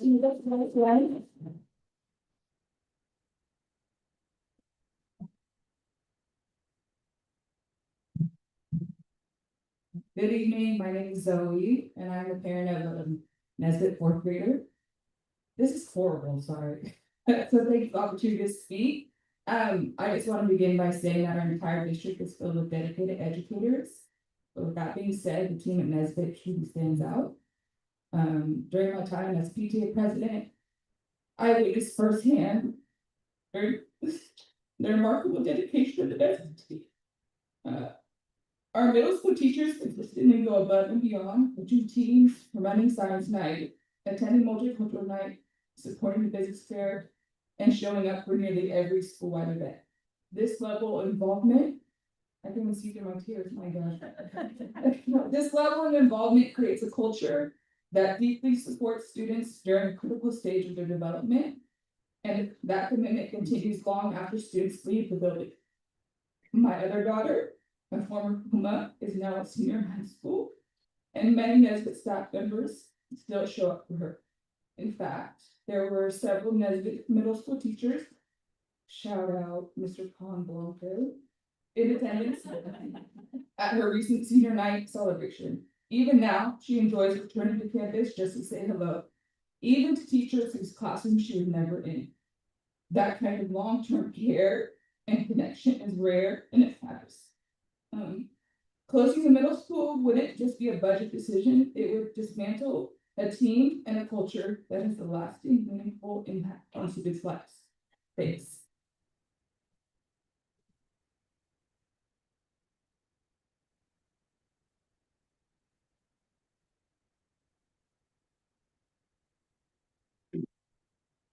Good evening, thank you for the opportunity to speak. My name is Daniel Epstein. I'm a parent of a sixth grader who chose Nesbit on his own for middle school, even while many of his friends opted for Ralston. It is frustrating that the enrollment has supposedly been on a downward trend for years, but the district is forcing this issue on students on short notice. With inadequate engagement, planning, and data, it is clear that substantially more and better work is needed before making a decision of this magnitude for students, families, and the community as a whole. Middle school is a notoriously difficult period for students, where many kids feel like they're struggling just to survive. And Nesbit, my son, is thriving. He's more engaged than I have seen him at any time in school, and he loves school, and says that every day. I attribute this to several unique things about Nesbit Middle School. He has more opportunities to form deeper bonds with teachers. This is both because of the smaller size of the school as a whole, and because the class structure provides more time with each teacher, so they get to know each other better. The IB program is amazing. I think from survey data and things that maybe you don't appreciate the asset that you have. The teachers provide a rich context for the subjects that they are teaching. They collaborate across subjects and bring the material to life in a way that traditional programs do not. This program is unique in San Mateo County. I think the board is making a mistake by not promoting this as one of the gold ribbon things that you have, and instead considering shutting down the crown jewel. At an absolute minimum, I implore the board to take a phased approach. If you must shut down middle school, proceed by not enrolling new sixth graders for the start of middle school at whichever campus you may be closing. Don't force an additional transition on students while they're already in middle school. Don't put the brunt of our collective failure as adults to plan ahead on students right now. My son has some more thoughts. My name is Simon Epstein, and I'm in sixth grade, and I've been coming here since kindergarten. When I first started, I felt like if I walked 10 feet from my parents, the world would fall apart. Now I feel like Nesbit is another home, and not just that, another family. And closing part of Nesbit means shutting out part of that family.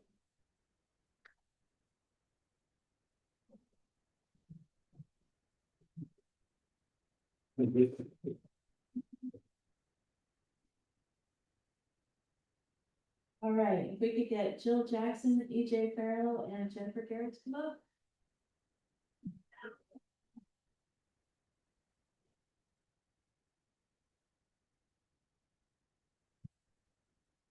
Good evening, trustees. I'm the parent of a second grader in a kindergarten, as well as a member of the Nesbit PTA and a member of the school site council. 3 years ago, we had to move unexpectedly, and I didn't get to do the research I wanted into the school district we were moving in. I was worried my kids were going to get lost in a giant school that I'd heard about when I was moving to California. You see, I grew up in a tiny town in Idaho, where less than 30% of my class went on to higher education. I was lucky. I had 2 teachers during my middle learning years who really encouraged me to move on and to get a higher education, and they inspired me to love learning. I was able to excel in a traditional learning environment, but that's not for everyone, and not everyone's that lucky. Now, as a mother, there's nothing I want more than for my 2 bright but very unique and individual kids to limit them to a traditional education system in a very large school. I have a little girl who suffers from anxiety, but is so bright. And since she arrived in this school and started attending kindergarten, she's had the opportunity to have a Puma parent who's in the middle school. She's made so many friends who are middle school students, and she loves to see her big friends around campus. She's not scared of middle school. She has planned on being a Puma from the day she started kindergarten until she graduates in 8th grade. And my little boy, who is shy and has his own difficulties, wants to be just like my sister. My kids love being Pumas, and I'm so glad that we found exactly the kind of school that I was looking for, because that is what we really need here. We've enjoyed as a family attending middle school sports and attending the musical. Being from a small town, I love the feeling of community that I get here. It reminds me of home, and this is not home. I grew up 7 miles from town, right? I didn't have a neighbor nearby. But this feels like it, and I appreciate what Nesbit provides for us, and the quality of education that my kids are getting is amazing. So thank you for your time.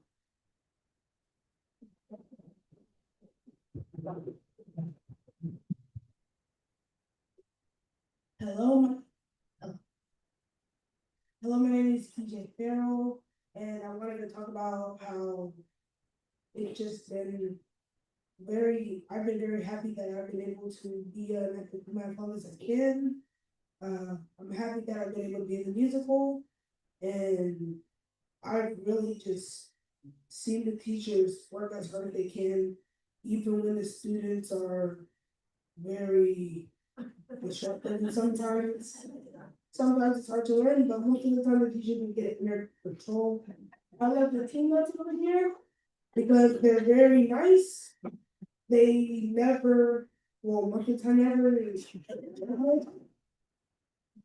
and they're very nice. They don't, yeah.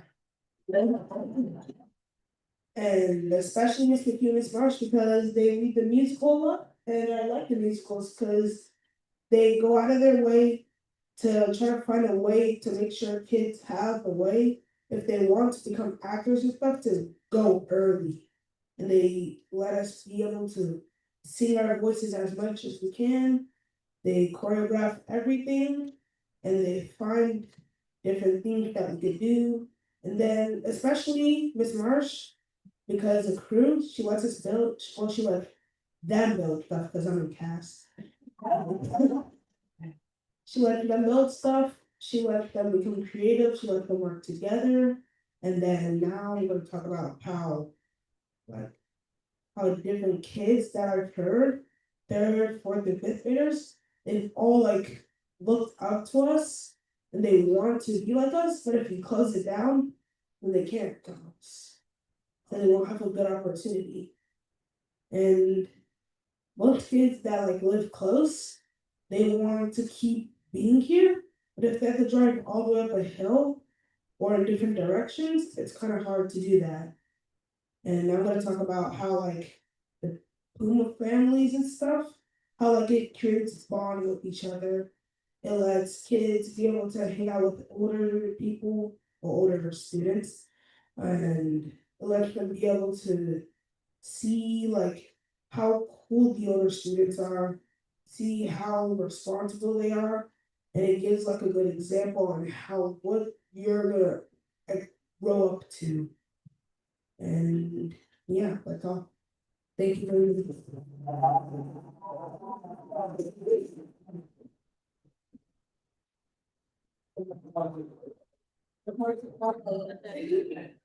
Hi, my name is Jennifer.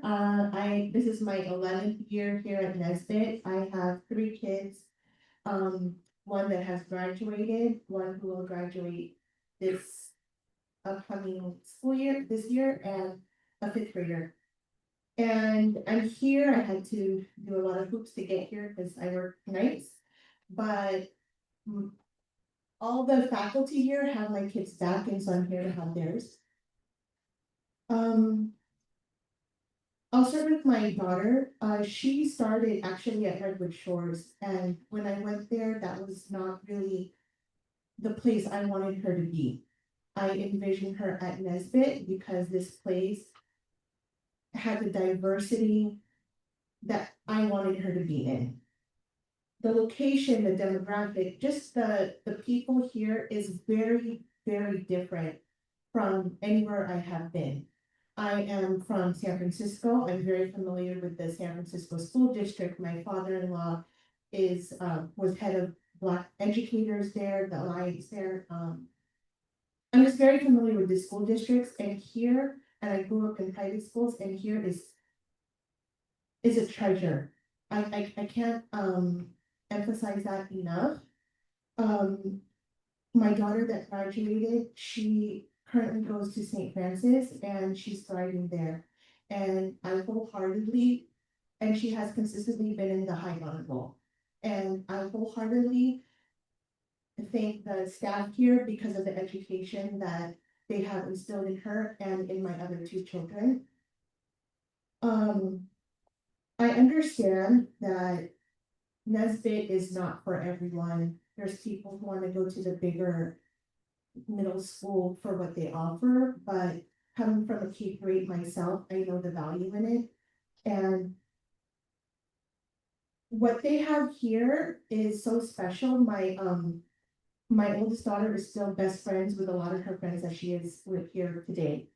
And what I would like to say is that my son also, with the Puma families, he talks about what he has to do with the younger kids. They have to teach him patience, and he said, I feel so sorry for teachers having to teach younger kids because it takes a lot.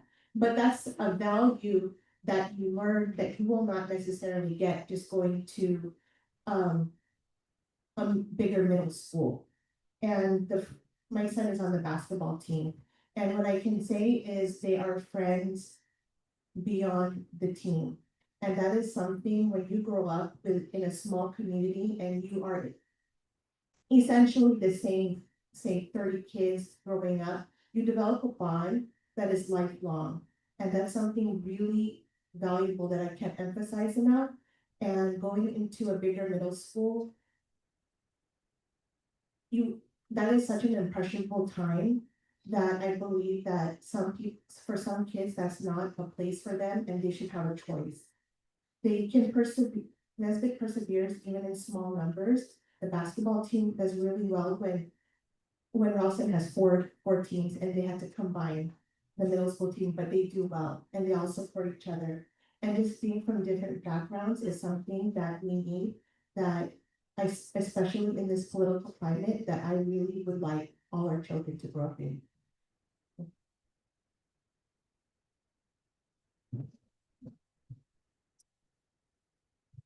Okay, next up is Tina Diaz, Jim Howard, and Emily Warren.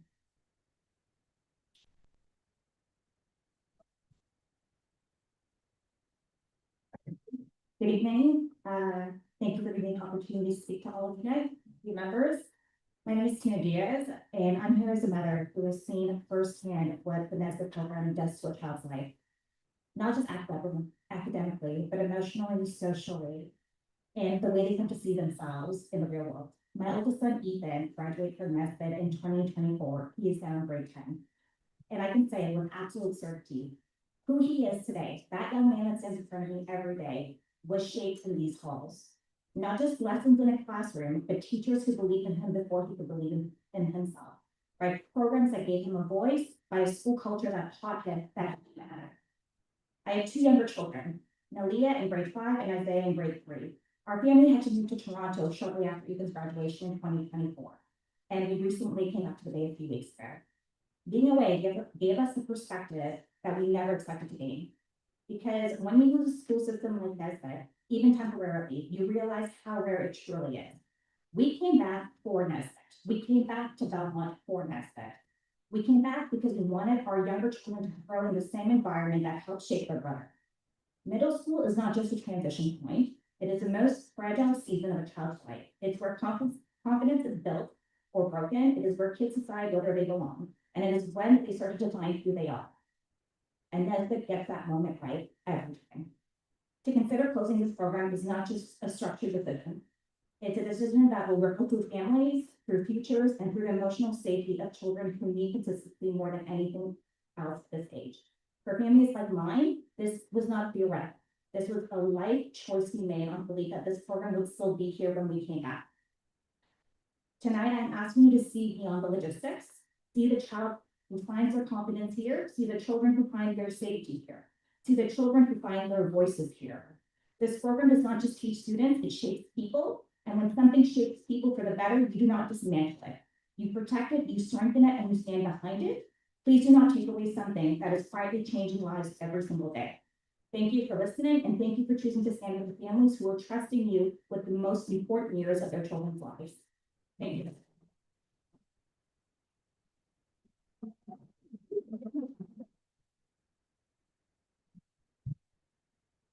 Hello. My name is Jim Howard, and I am parent here. Both my daughters have gone through here. Both of them went through the K-8 program. As many of you know, I'm former PTA president here. I was on the student, the SSC, the site council. You see my touches all over the place, even that's my handwriting on that Nesbit table. Those curtains.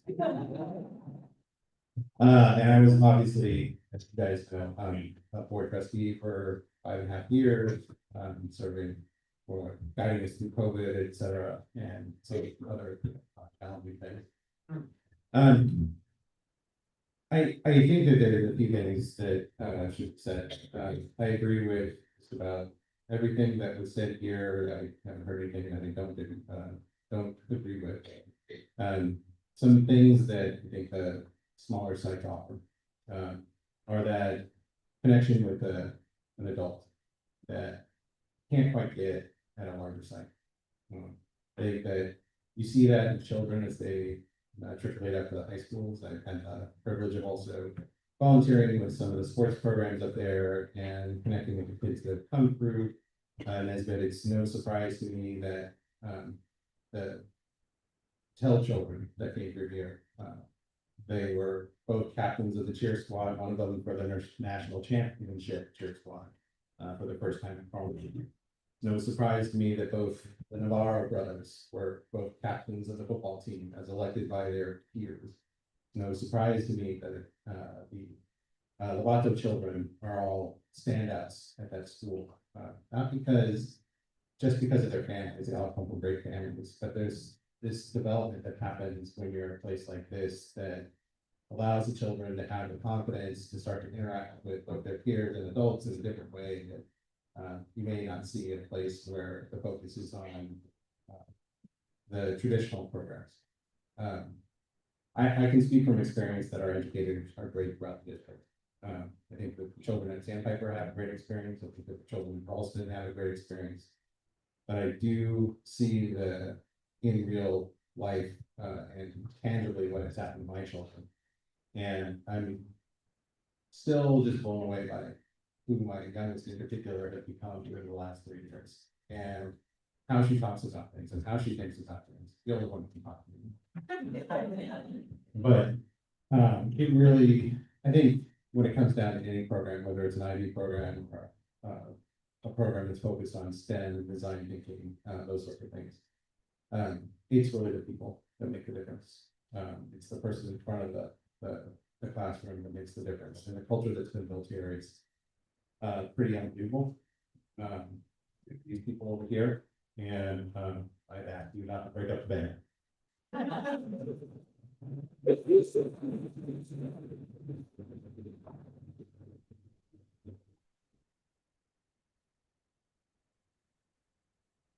Good evening, Board. Thank you for your careful listening and consideration. I am Emily Ward. I am the mom of the 6th grader behind me, Joshua Ward, and we're here to speak on behalf of Nesbit Middle School tonight and really ask that you preserve optionality for our district. Sometimes there are times that just change your life irrevocably. For us, that was 10 minutes in August when my husband died of an acute asthma attack. So from the time that he called for help to the time that he passed away was less than 10 minutes. And it was a huge shock for us. After that time, we had to start to look at different schools. Before that, Joshua was in a small private school with maybe a class size of 9. And we had to sort of think about where he was going to be, what was actually going to be good for him. what was going to actually help them not only academically, but also emotionally, and really help us as a family as we navigate forward through really what is the hardest time of our lives. We talked to some really close friends, some of whom are educators, principals, vice principals. We looked really closely at the IB academic program. We're really impressed by it. But I think the thing that mattered the most to us was the size of the community. It really, really mattered to us that during kind of the most fragile time of our lives, that Joshua wasn't going to disappear in a class size of 400 kids. And that can really happen. I think it's not just my child, but a lot of other children. I think you've heard a lot of opinions expressed tonight, that there's something very, very special about a small community. A community where children and teachers know each other really well, they watch out for each other, and they can form really close friendships and relationships. I know my son is tapping me on the back because he really wants to speak, but I do thank you for considering this carefully, because I think that there's something very special, precious, curious, and creative that happens for kids in this particular time and age that gets lost if they get subsumed into a much larger. Go to a school called Shiloh United. It's a really good school, but it had a lot of negative and non-negative stuff. There was a lot of people trying to fight, but a lot of stuff that's not said at school, bad stuff. But then afterward it shut down. Then we had to become a semi kind of public because we need the money. And then pretty much after that, then after this was my dad left, he was said for this school, this school in particular had, it was when I came here, it was friendly, it was nice. There wasn't anyone and I actually my other school shadow, there's a couple of bullies. This school I've not had a bully when they basically jokes, but this would be like kill punch off the bucket, so it's been really helpful for me. Thank you.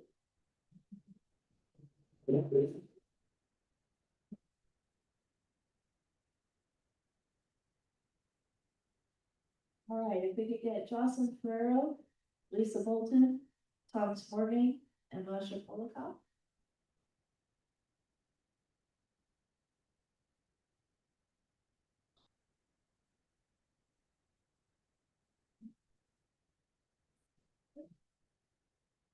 Good evening, board members. My name is Jocelyn Ferrero, and I am the proud mother of 3 sandbags. I know this is Nesbit, but we weren't sure if it was the forum to just start talking early on. So I have a first grader, I have a 6th grader, and an 8th grader at Sandpiper. I didn't, this is the first time coming to a board meeting, to be quite honest. What I've done up until now, I don't have anything officially prepared. What I have done is done my best to look at all of the information that you all have provided. I listened to the board meeting that was on December 11th, all the FAQs, that was great. I still have questions, and that's where I put my name in to, ask those questions. I understand it's not that forum, but I thought I would still go through a couple of questions that I have. One is, we feel like Sandpiper is just rolled out as far as middle school goes. Obviously, we've been extremely happy, as Nesbit has been extremely happy with their middle school as well. But we looked back on why was that decision made. And there was an impact analysis on traffic that was done on July 8th of 2016 by the district. And it was cited as a principal reason for adding 6 through 8 in Redwood Shores to address traffic concerns. So one of my questions is, has a traffic analysis been done for this most recent proposal to see the impact that closing a middle school may have on both Belmont and Redwood Shores? Another question I have is, if one of the smaller middle school was indeed closed, would there be an associated cost? So we see the annual cost savings, but I feel like there would also be a cost in rejiggering the framework initially. Expanding Ralston potentially, replacing tenured teachers at other schools. So have we taken that cost and, you know, looked at how that would impact the overall costs? Another question I have, and again, only 3 questions and then 1 request, so I should be good on time. Who was the survey sent to? A lot of fellow Sandpiper parents did not do the survey. I think we heard the same thing in this room. Also, was it sent to the community, and how are we getting the word out to the broader community? Because, you know, it impacts my neighbor who has 2 small boys that aren't yet in school, yet he lives right next door to me. It impacts, if traffic is a concern, it impacts my my neighbor who has no kids and is never going to have kids. So how are we getting the word out to these groups and making sure that they are educated? People don't have the time to do what I did, which was listen to everything, and it's great, and you listen to it all. You know, I had less questions, but what is written wasn't the conversations that we're having. You know, there are new things tonight. The idea of having 2 comprehensive middle schools, that could be 3 years down the line. That might be something that people are really interested about. That's not as far out as when I was first reading the literature. So how can we better package this to make a decision? And then lastly, my request, which is, let's not rush this decision. It's obviously very important. You've heard all the people in the room tonight. Let's see what people's questions are. Let's answer them fully. And let's be, you know, thoughtful in providing those answers and make an educated decision. Thank you.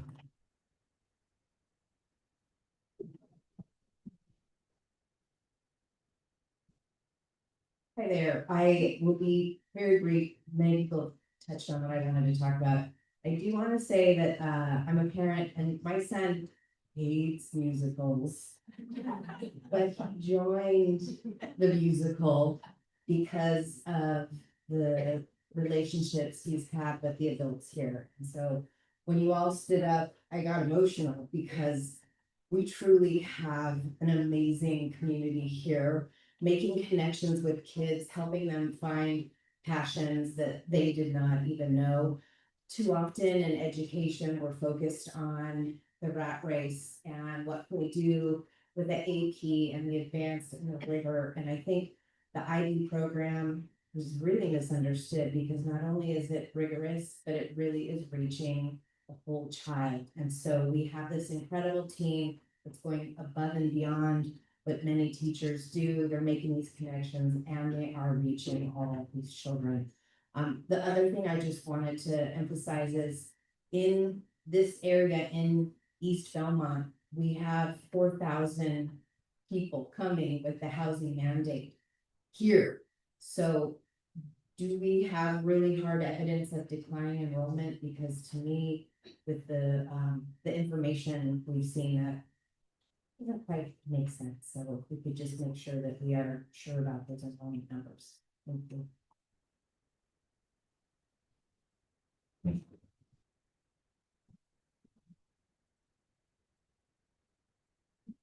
Good evening, thank you for the opportunity to speak. My name is Thomas Morgan. I have 2 daughters, Sophia Morgan in 8th grade and Olivia Morgan in 6th grade. We're doing our 2nd tour here at Nesbit. We had to temporarily relocate for a job. They were very satisfied the first time they were here, and then when we came back in the summer, and we were actually told that we couldn't come back to Nesbit. There wasn't any room, and so then we had to go to Redwood Sandpiper. And we did the orientation there, seemed great, did the first day. They didn't really like it. they said there were like 2 new boys there and 1 enough girls. And get me back over to Nesbit, and I want to be back with Mr. Whitebread and the teachers over there. So luckily we were able to get back in, and we're very happy to be here. And I echo the sentiments about the concerns about declining enrollment, because it just seems like there's so many projects being built right now. And, you know, looking at it 10 years ago, seemed like we're gonna have a lot of students, and I don't know, looking out 6-10 years, I don't think anybody, even the smartest person, will have a very good number, and after about probably 3 or 4, it's fully unreliable. And then looking at it from just taking a step back, looking at it, and I'm sure it will eventually be in the newspaper, and And I read the newspaper, I'm seeing people are losing their health insurance. People are being deported, and then reading it, we think we're different and that we're better, and then we're here having a discussion about post-semester. Really doesn't feel like that different. And I hope that we can find an amenable solution to keep what we have here. We have a tremendous culture, and we close it, we lose it. Living here a long time, it's different schools, but St. Carlos had a high school. They closed it in the 70s. They regret that decision. Foster City has never had a high school. Once this program gets closed, it'll be gone forever. So it's a really heavy decision to make. And then I went ahead and I watched the board meeting. And I guess the question I have is what happens to Ida Middle School after if one closes, because there hasn't been too much discussion on that. And, it'd be kind of thinking through my thoughts. I'm thinking we have two schools, and then if that ends up being some other sort of educational institution, become a private school, and we're leasing out school campus for other students to get educated. It just doesn't feel right. Thank you.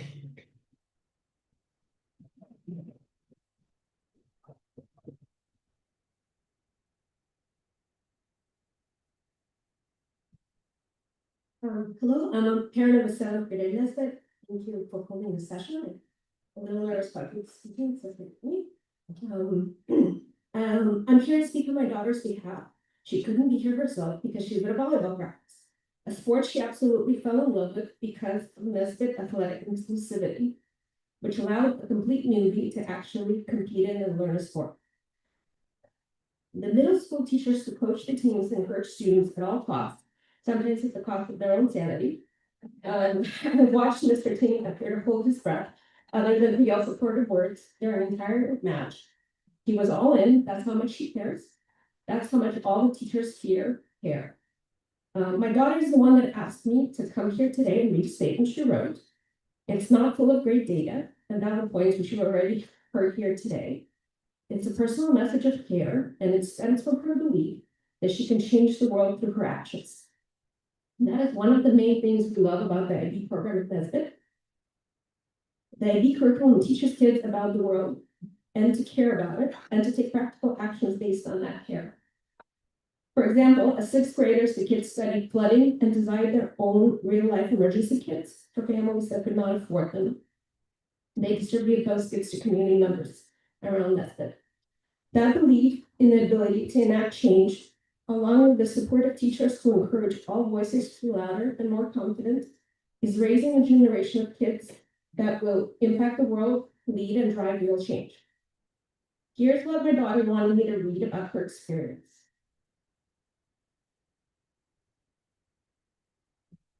In the summer before 5th grade, my family and I traveled for a year. She was homeschooled.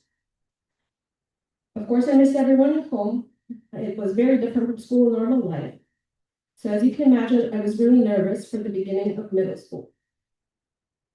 I came on the first day nervous and in my special dress. Nesbit was perfect for me though. I got to switch classes and learn while also getting close with the teachers. The teachers welcomed everyone with open arms and adjusted us into middle school. They are loving, caring, and understanding teachers that came into our lives and made them brighter.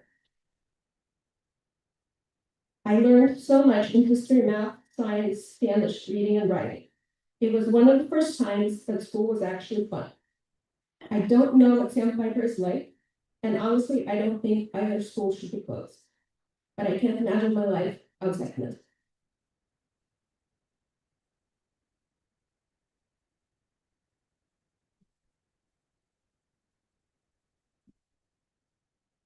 All right, if we can get Cindy Shea, Allison, and Pizza.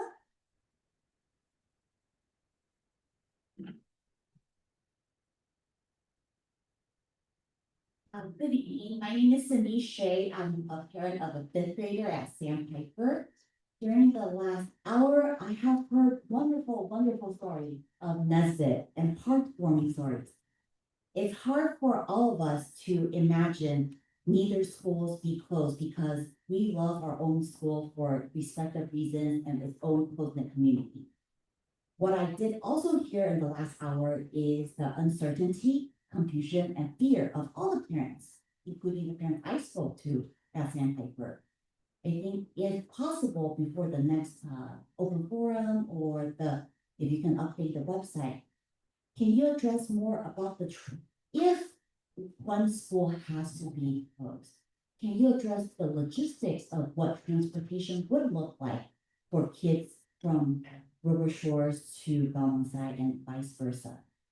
I know we also have students that take public transportation to our school. The other thing is there's a lot of concern discussion about the IEP and 504 support for the students. So if it's a combined school, how would that work and what would it look like?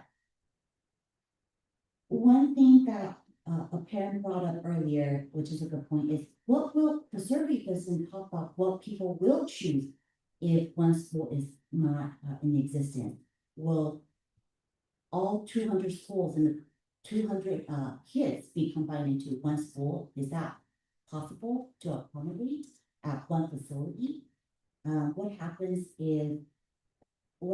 if that doesn't happen? Will enrollment go down? Well, I think these are all the things that parents have uncertainty. While you will not be able to answer the enrollment question, at least a further survey or a better understanding of subsequent choices would be helpful in the parents' decision, especially those of us who are going into middle school next year. I know this is a hard decision. Thank you guys for all your time and effort in making our community stronger and better for the future generation.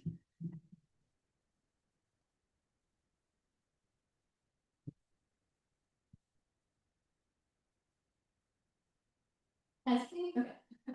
Hello parents, board, and more. Thank you for this opportunity tonight. I am a former Nesbit student from kindergarten to 8th grade with you guys.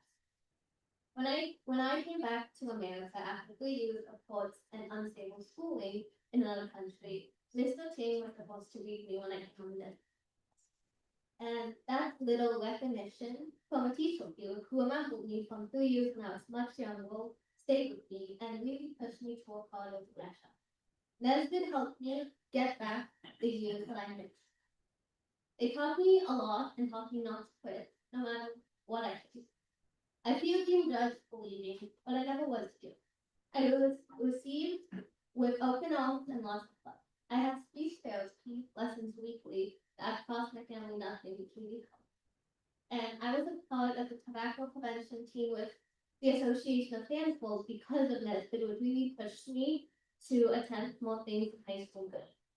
I remember all of my teachers from here, even now as a junior in high school.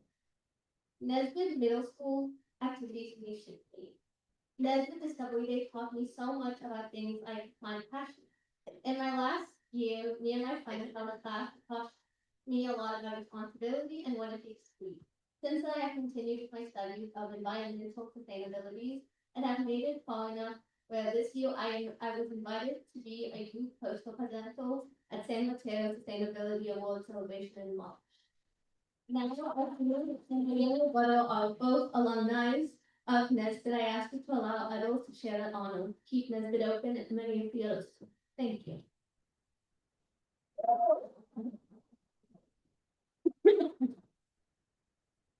Hello, Laura. My name is Isis Perez. I'm also an alumni, class 23 from second grade to 8th grade. When I was at Nesbit, I think I got a little too connected here. I really felt like intertwined with the community. I loved it so much here. I danced on that stage. I sung on that stage. I was also part of the tobacco prevention group. I found like a passion of volunteering. And if academics is something that you guys are a little worried about, you know, in the context of Nesbit and, you know, the money stuff and whatever, I don't think it should be something you be worried about. I was the last graduating class before the IB program took place, and I remember I remember like very clearly the staff taking very seriously the new program. And because I was so connected with people that weren't just in my grade, but just people younger than me, people older than me. I still talk to people that are a year younger than me, 2 years younger than me, even 3 years younger than me from doing the musical. It really helped me broaden like the types of people that I talk to. And when I went into high school and where I am now as a junior, I still talk to them like while they're in high school with me, and they're doing APs, they're doing a lot of different things just like me. I myself am doing 3 APs, 1 honors class. I skipped drama 1 and now I'm part of the advanced drama. And currently working to be a director for the drama program at Belmont. Thank you, but none of that would have happened without all the people that I met here. 2 people I still talk to that are my absolute best friends. One of them just came and talked to you guys before me. And just without being here, I would have never found this passion that I decided to keep going with. I don't really know what to call it, whether it's community service. I really don't know how you call it, humanities, whatever. You can name it whatever you want. But I'm also on the Parks and Rec commission as one of 2 youth commissioners. I talk with adults a lot. I have to attend very late meetings. I wasted very valuable study time to be here. And I'm part of Voices for Parks and Rec, and I'm the historian, and I do marketing for the Youth Advisory Committee for Parks and Recreation. Without Nesbit, which was really the reason that I felt like I found something that I actually like doing, I would have never gotten to this place. And please, please, please don't get rid of Nesbit. It's so important in so many people's lives. And I will say one last thing. Go Nesbit with us.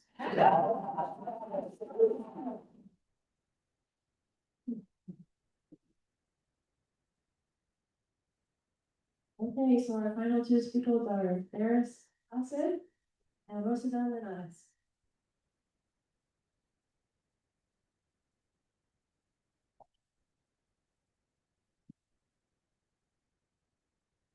Hello, my name. Hello, my name is Faisal Hassan. I'm a parent of a 7th grader at Sandpiper and 5th grader at Redwood Shores and a 4th grader at Redwood Shores. So you can see like this issue is really top of mind. And I've already spoken to the board before about how dear Sandpiper is to my son and my family. And so I went, and I also know I'm not Puma territory, so I'm very mindful of that. But also this is DRSSD territory, and actually I'm so heartened to hear the stories of Nesbit, and I was really touched what it means to you all. And then also, I mean, I can assure you, we feel the same way about Sandpiper as well. And that being said, so when I look at the options, to me, option 1 is by far the clear. These schools are very valuable to the attendees, and we happen to live in different geographies, but we still share the same values and what we want to expect from our schools. And I want to echo what some of the other speakers have said earlier about, what are the impacts like for 2 and 3 beyond, shifting students around in terms of the traffic impact. And, I talk to a lot of parents, some parents in my district, they take their kids to Ralston for middle school. And they already have the 45-minute commute or whatever, and the buses are often already full coming from Redwood Shores. I don't know how having 100 more families coming from there, and also, as I looked at the route, like the Samtrans bus stop, I think it stopped at the gas station, not exactly in Nesbit. And coming over here, I'm like, oh, there is a little bit of a walk. That's something to keep in mind. Anyway, that being said, so I don't know, like, you understood all the traffic impacts and also how it affect, people at let's say, Sandpiper was closed, having more people coming and impacting the class sizes here or at Ralston. I know, I would like to know more about, for options 2 and 3, what would be the impact on class sizes? And given that there are a lot of students across the district that are in special, IEP programs and so on, like what would be the impact on them? Finally, so the next point is that I also read the report on the for the projections of the declining enrollment. And I was looking to see, because there have been recent trends this year. I work at a big tech company, and I know when COVID, in 2020, COVID happened, many people moved out of our area, and I felt that this, I saw people leaving. But a lot of them were able to do it because their jobs offered remote work. But that's changing this year. A lot of companies have been pulling in. Some of my colleagues now, like basically anyone within 50 miles has to come back to office. And so in Redwood Shores and Belmont, it's actually very attractive for many of the big tech companies, the location, and the accommodating for families and so on. So I would like to see the report. I wonder if that's taken into account. And then school force has 2.6 million also raises like this is 2023. The amount here seems to be less than that. So I want to understand the finances. Thank you so much.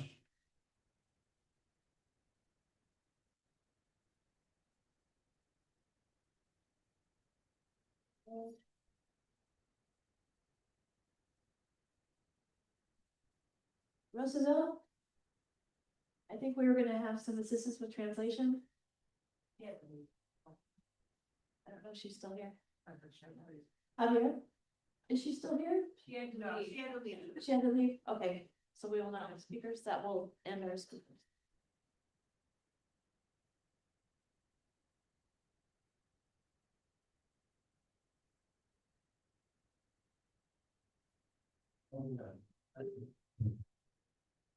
This concludes the public comment part of it, but I wanna just open it up. The board wanted to have a kind of a discussion or reflection among ourselves that is open to it. And so I'm opening this up to the board, other fellow trustees.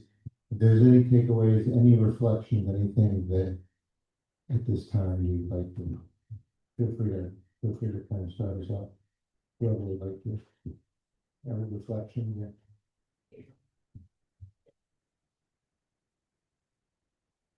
President? I just wanted to say thank you to everyone for taking the time to come out and express your perspectives tonight. I know that this is a very emotionally charged topic, and I want to acknowledge that it is hard for everyone. I appreciate all the points that have been made tonight from the point of view of academic excellence and student improvements, from C's and B's to A's and B's, to the accessibility of families, to the love of our dedicated teachers and staff, and the incredible community that has been built here. The love that you guys have for this space is tangible. And it's evident in everything in the desire to translate comments, to include all of our audience members, and to students long graduated coming back to speak on Nesbit's behalf while wasting their valuable study time. And I cannot thank you enough for contributing your perspectives. And I for one, and I know all of my fellow board members, will be taking all of your comments to heart as we approach and take on this very difficult decision and discuss it.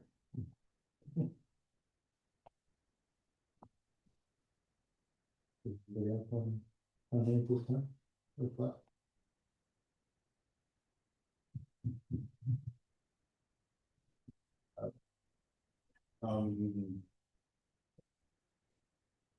Yeah. Yeah. I share a lot of what Trustee just said. This has been a hard meeting, but we keep it heavy, but also like inspiring and special. There's a lot of people I respect in the room. Educators, administrators, parents, students, literally people who I do.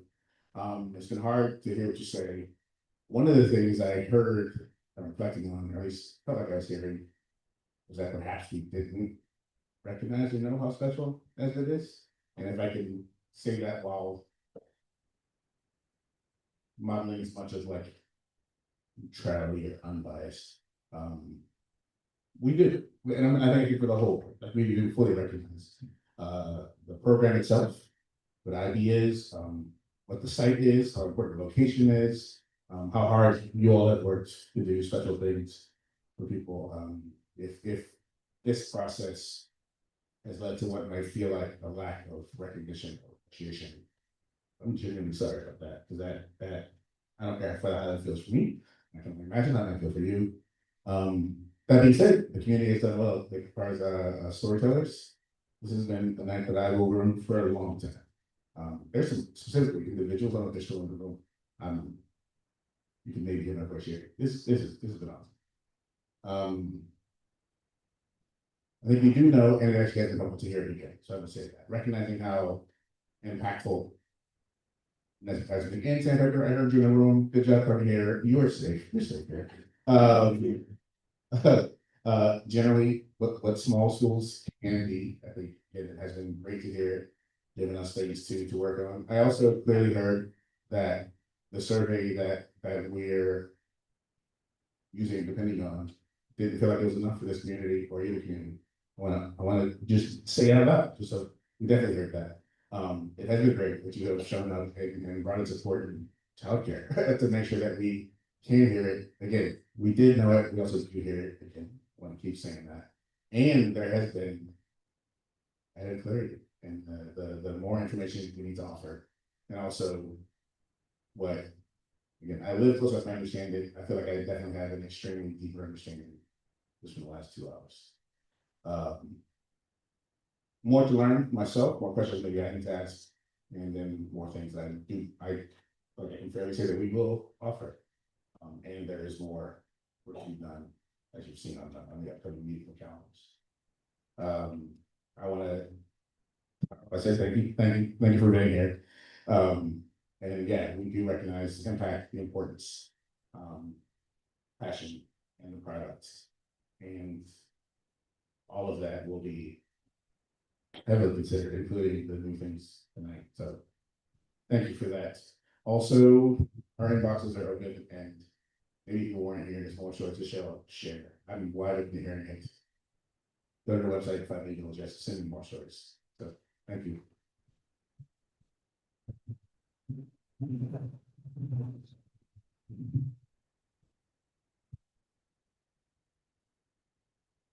I want to thank Trustee Brewer and Trustee Tang for really kind of echoing what we're feeling, and we're here with you, we hear you.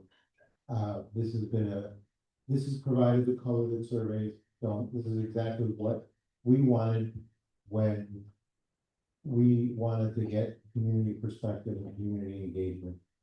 I think for me, so powerful, in addition to the eloquent voices and the storytelling, is really the students' current, present, and past, and how this has been meaningful, what the foundation that Nesbit has set up, but also just a real tangible thing about smaller schools in general, but just the community has been echoed and tenfold.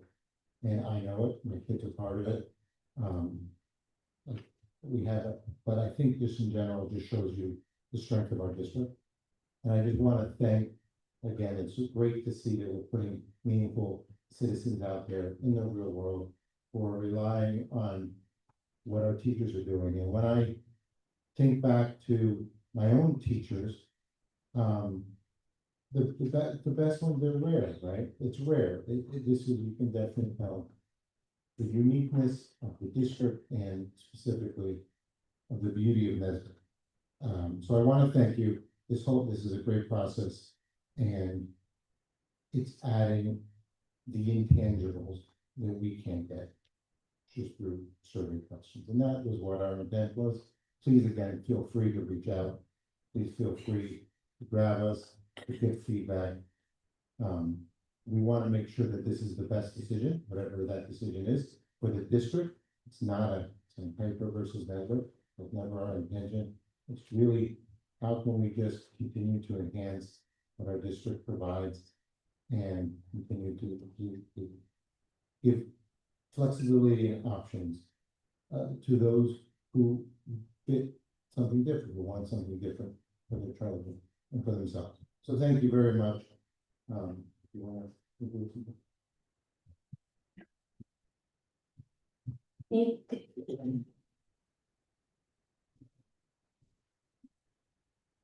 Thank you so much to everybody for being here.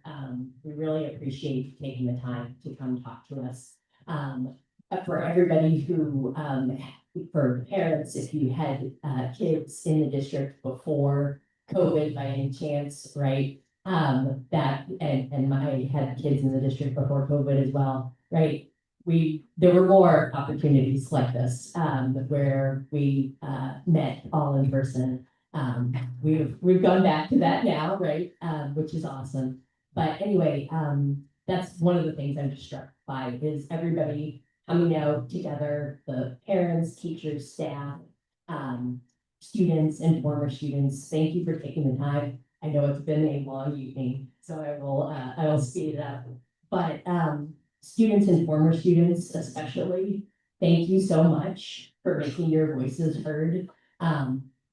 Your thoughts and your contributions are so close to the experience, right? That they are definitely going to be a large part of what I will consider. I would ask Superintendent Guerra or our other wonderful staff members if you could go back to like the slide of the options. So like 4 options that were in the, I don't remember which slide it was. If that's Sure, if you wouldn't mind going to slide 5, please, with 4 box options. Thank you. You just moved it there. There we go. Thank you. So one of the things I'm thinking of, related to this, and I just wanted to mention is, and I really appreciate everybody bringing their thoughts and their ideas and, bringing some ideas that maybe are not on the slide. But one of the things I was thinking of is, right, there are options where we keep all 3 middle schools. That is an option. That's option number 1. And there are other options as well. So we have not decided anything yet. We do have factors that are making us have this conversation now. But we are open to any of those 4 decisions or something else, although something else could take longer to implement and fully flesh out. So thank you very much for being here. And I'll send it back to President Koss. I don't know if there's anything else.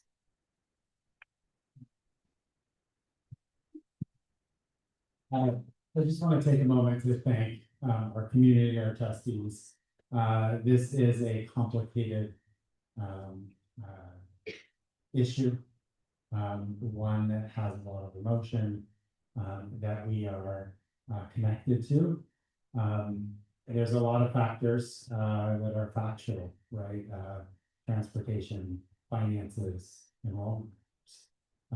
There's a lot that's emotional. I think we've heard that piece tonight. First off, I'm just going to call out our sandpaper friends who are here. It is a public meeting. Our board meetings are in 2 locations, but they're for both schools. So both communities are welcome in both places. I just want to clarify that. And the one thing I want to say is we are so fortunate and blessed to be in an amazing community that we are, where our kids are taken care of regardless of what school they're at. And we have amazing educators that we work with. And I think I said this last meeting, it's not a reflection on our schools, it's not a reflection on our teachers. We have amazing schools and amazing teachers, right? It's making sure that all the dots align in ways that benefit our schools, our communities, and our programs long term, right? So this is a really challenging situation that we find ourselves, and I appreciate the community coming out and our trustees thoughtful reflection. And as we move forward and continue to listen, we will update our frequently asked questions on our website. I will provide the board any additional information that you need to help with the decision making. Know that as you're sharing your feedback with us, I know Trustee Bruno said, find my email on the website and email me. I'd encourage you to email feedback@brssd.org.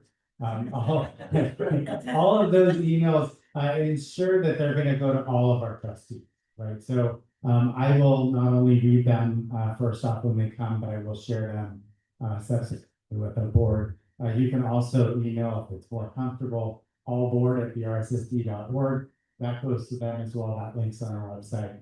But we are committed to hearing from our community and making thoughtful decisions as we move forward.